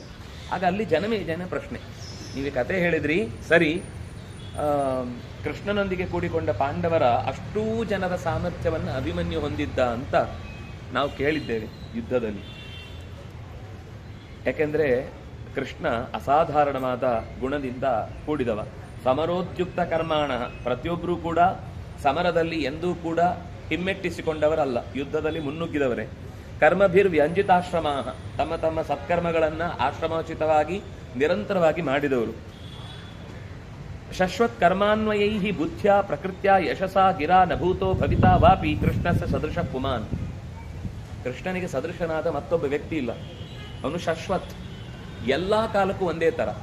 ಅವನು ಒಂದು ಕಾಲದಲ್ಲಿ ಹೀಗಿದ್ದ, ಈಗ ಹೀಗಾಗ್ಬಿಟ್ಟಿದ್ದಾನೆ, ಮುಂದೆ ಏನಾಗ್ತಾನೋ ಗೊತ್ತಿಲ್ಲ. ನಾವು ಕೆಲವೊಮ್ಮೆ ಲೋಕದಲ್ಲಿ ಈಗ ಹೀಗಿದ್ದಾನೆ, ನಾಳೆ ಅವನು ನಮ್ಮ ಹತ್ರ ಮಾತಾಡ್ತಾನೋ ಇಲ್ಲೋ ಗೊತ್ತಿಲ್ಲ. ಈಗ ಯಾವುದೋ ಒಂದು ಸಣ್ಣ ಪುಟ್ಟ ಕೆಲಸ ಮಾಡ್ಕೊಂಡಿದ್ದಾನೆ, ನಾಳೆ ಯಾವುದೋ ಹೀರೋ ಆದ್ಮೇಲೆ ನಮ್ಮನ್ನೆಲ್ಲ ಮೂಸಿ ನೋಡ್ತಾನೋ ಇಲ್ಲೋ ಗೊತ್ತಿಲ್ಲ ಅಂತ ನಾವು ಲೋಕದಲ್ಲಿ ಮನುಷ್ಯರ ಸ್ವಭಾವ ಬದಲಾಗುವುದನ್ನು ಹೇಳ್ತೇವೆ. ಆದರೆ ಕೃಷ್ಣ ಶಶ್ವತ್ ಏಕಪ್ರಕಾರ ಸ್ವರೂಪದವನು. ಅವನು ಎಲ್ಲಾ ಕಾಲದಲ್ಲೂ ಒಂದೇ ತರ. ಅವನಿಗೆ ಮತ್ತೆ ಮಧ್ಯದಲ್ಲಿ ರೂಪ ವ್ಯತ್ಯಾಸ ಇಲ್ಲ, ಸ್ವಭಾವ ವ್ಯತ್ಯಾಸ ಇಲ್ಲ. ಅದು ಬುದ್ಧಿಯಿಂದಲೂ ಸ್ವಭಾವದಿಂದಲೂ ಅವನ ಕೀರ್ತಿಯಾಗಲಿ ಅವನ ಸಂಪತ್ತಾಗಲಿ ನ ಭೂತಃ, ಅವನಂತೆ ಹಿಂದೆ ಯಾರು ಇರಲಿಲ್ಲ, ನ ಭವಿತ, ಮುಂದೆಯೂ ಅವನಂತೆ ಮತ್ತೊಬ್ಬ ವ್ಯಕ್ತಿ ಬರುವುದು ಸಾಧ್ಯ ಇಲ್ಲ. ಅಂತ ಅಪರೂಪದ ವ್ಯಕ್ತಿ ಕೃಷ್ಣಸ್ಯ ಸದೃಶ ಪುಮಾನ್ ನ, ಕೃಷ್ಣನಿಗೆ ಸದೃಶನಾದ ಮತ್ತೊಬ್ಬ ವ್ಯಕ್ತಿಯೇ ಇಲ್ಲ. ಸತ್ಯ ಧರ್ಮಸ್ತಪೋದಾನೈ ದ್ವಿಜಾ ಪೂಜಾದಿಭಿರ್ಗುಣೈ ಸದೇಹ ಸ್ತ್ರಿದಿವಂ ಪ್ರಾಪ್ತ ರಾಜಾ ಕಿಲ ಯುಧಿಷ್ಠಿರ. ಯುಧಿಷ್ಠಿರನು ಅಸಾಮಾನ್ಯ ವ್ಯಕ್ತಿ. ಸತ್ಯ, ಧರ್ಮ, ತಪಸ್ಸು, ದಾನ, ದ್ವಿಜರನ್ನ ಪೂಜಿಸುವಂತಹದ್ದು ಇತ್ಯಾದಿ ಅನೇಕ ಉತ್ತಮವಾದ ಗುಣಗಳಿಂದ ಕೂಡಿದ, ಸದೇಹನಾಗಿ ತ್ರಿದಿವಂಗತಃ, ಸಶರೀರನಾಗಿ ಸ್ವರ್ಗದ ಕಡೆಗೆ ಹಾದಿ ಇಟ್ಟವ ಇಂಥವನು ಯುಧಿಷ್ಠಿರ. ಯುಗಾಂತೆ ಚಾಂತ ಕಶ್ಚೈವ ಜಾಮದಗ್ನ್ಯಶ್ಚ ಕೀರ್ತಿಮಾನ್ ರಣಸ್ಥೋ ಭೀಮಸೇನಶ್ಚ ಕಥ್ಯಂತೆ ಸದೃಶಾಸ್ತ್ರಯ.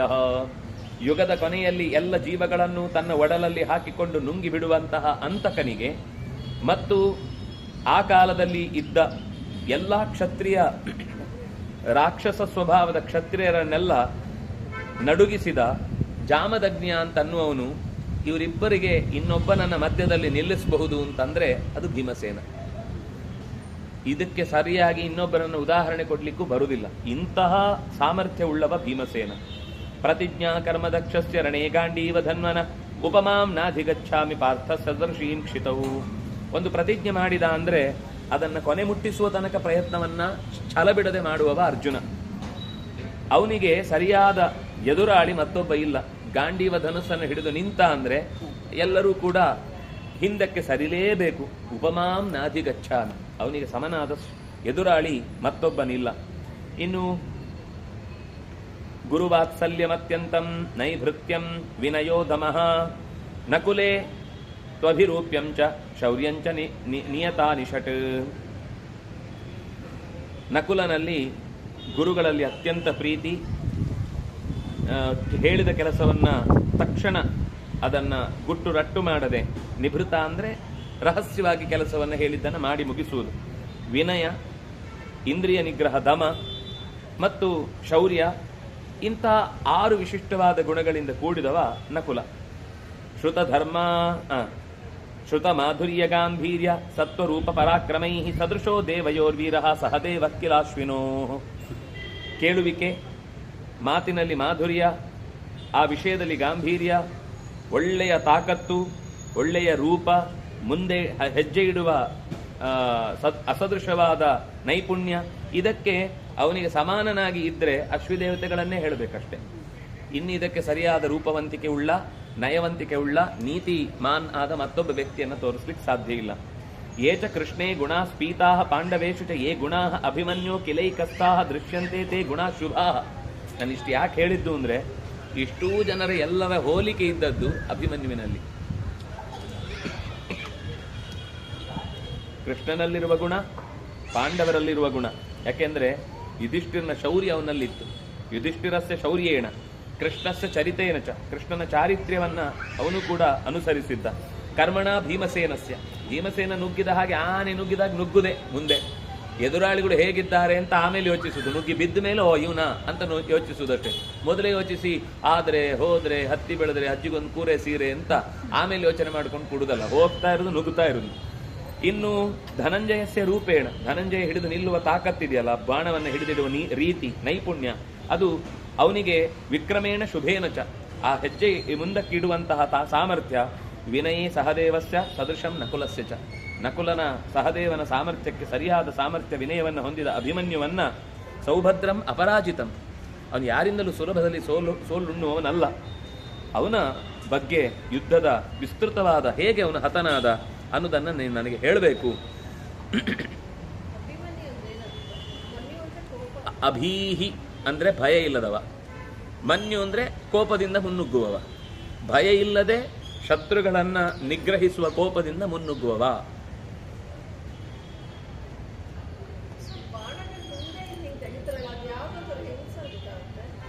ಅಸ್ತ್ರದಲ್ಲಿ ಏನೂ ಇರಲ್ಲ, ಅದು ಮುಟ್ಟುವಾಗಲೇ ಒಂದು ಗೊತ್ತಾಗುತ್ತೆ ಅವರಿಗೆ. ಅದರ ಪುಕ್ಕಗಳಿಂದ ವ್ಯತ್ಯಾಸ ಇರುತ್ತೆ, ಅದರ ಥಿಕ್ನೆಸ್ಸು, ಅದು ಹೇಗೆ.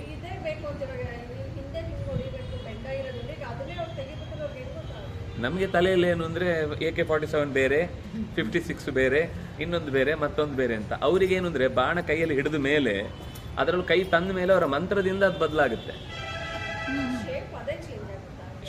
ಶೇಪ್ ಅದು ಮುಟ್ಟಿದಾಗ ಗೊತ್ತಾಗುತ್ತೆ ಅವರಿಗೆ, ಪುಕ್ಕದಿಂದ ಗೊತ್ತಾಗುತ್ತೆ. ಕೈ ಹಿಡಿಯುವಾಗ ಪುಕ್ಕದಿಂದನೇ ಕೈಯಲ್ಲಿ ಅಂದಾಜಿರುತ್ತೆ. ಅದರಲ್ಲಿ ಮತ್ತೆ ವಿಭಾಗಗಳಿರ್ತವೆ, ಎಡಕ್ಕೆ ಬಲಕ್ಕೆ, ಪಕ್ಕದ್ದು ಎಡದ್ದು, ಮತ್ತೆ ಅದರಲ್ಲಿ ಸಣ್ಣ ಸಣ್ಣ ಬಾಕ್ಸ್ಗಳಿರುತ್ತೋ ಏನೋ, ನನಗೂ ಅಂದಾಜಿಲ್ಲ. ಆದರೆ ಕೆಲಸ ಮಾಡೋದು ಯಾವುದು ಅಂದ್ರೆ ಮಂತ್ರ.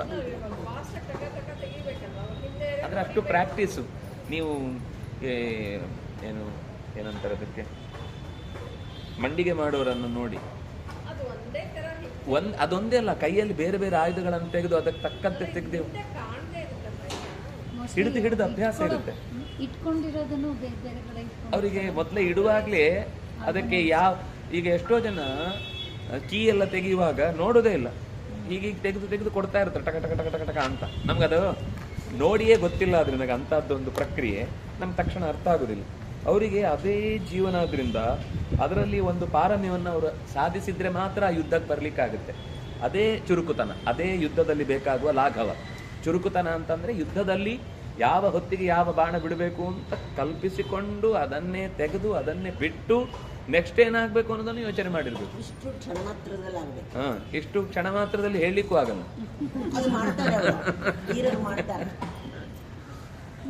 ಹೀಗೆ ನಮ್ಮ ಕೈಯಲ್ಲಿ ಹೋಗ್ತದೆ, ಅದೇ ನಮ್ಮ ಮಕ್ಕಳಿಗೆ ಎಲ್ಲಿ ಸ್ಪೂನ್ ಎದುರಲ್ಲಿ ಎಲ್ಲಿದೆ ಹಾಗೆ ಅಡಿಗೆ ಮನೆ ಯುದ್ಧ. ಅವರಿಗೆ ಕೈ ಹಾಕೋಕ್ ಸಿಕ್ಕಿರುತ್ತೆ ಮನೆಯಲ್ಲಿ ಅಭ್ಯಾಸ ಇದ್ದವರಿಗೆ. ಇಲ್ಲವ್ರಿಗೆ ಹೇಳಿದ್ರು ಅಲ್ಲಿದ್ಯಾ ಈ ಕಡೆ ಇದ್ದ ಇನ್ನೊಂದ ಮತ್ತೊಂದ 100 ಪ್ರಶ್ನೆ ಬರುತ್ತೆ ಅವರಿಗೆ.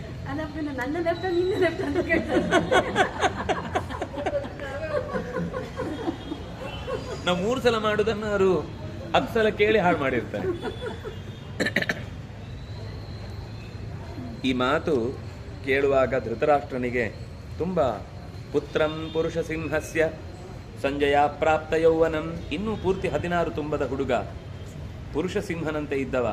ರಣೇ ವಿನಿಹತಂ ಶುತ್ವ ಪುರುಷಮ್ಮೆ ಧೀರ್ಯತೆ ಮನ, ನನ್ನ ಮನಸ್ಸು ತುಂಬ ಖತಿಗೊಂಡಿದೆ, ದುಃಖಕ್ಕೊಳಗಾಗಿದೆ. ದಾರುಣ ಕ್ಷತ್ರ ಧರ್ಮೋಯಂ ವಿಹಿತೋ ಧರ್ಮ ಕರ್ಮ ಕರ್ತೃಭಿಃ, ಈ ಧರ್ಮ ಮಾಡುವವರ ಕೈಯಲ್ಲಿ ಸಿಕ್ಕಿದ ಯುದ್ಧದ ಕ್ಷತ್ರ ಧರ್ಮ ಅನ್ನೋದು ಅತ್ಯಂತ ದಾರುಣ. ಅದನ್ನ ಅರ್ಥ ಮಾಡಿಕೊಳ್ಳೋದೇ ಕಷ್ಟ. ಯತ್ರ ರಾಜ್ಯೇ ಸವಃ ಚೂರಾಹ ಬಾಲೆ ಶಸ್ತ್ರಮಪಾತಯನ್, ರಾಜ್ಯದ ಆಸೆಗಾಗಿ ಒಂದು ಬಾಲನನ್ನೇ ಹೊಡೆದು ಹಾಕಿದ್ರಲ್ವಾ. ಬಾಲಮತ್ಯಂತ ಸುಖಿನಂ, ಅವನ ಪಾಡಿಗೆ ಏನೋ ಅವನವನ ಕೆಲಸ ಮುಂದೆ ಏನು ಬೇಕೋ ಜೀವನಕ್ಕೆ ಅದನ್ನು ಕಲಿತಾನೋ ಓದ್ತಾನೋ ಹೇಗೋ ಇರ್ತಿದ್ದ.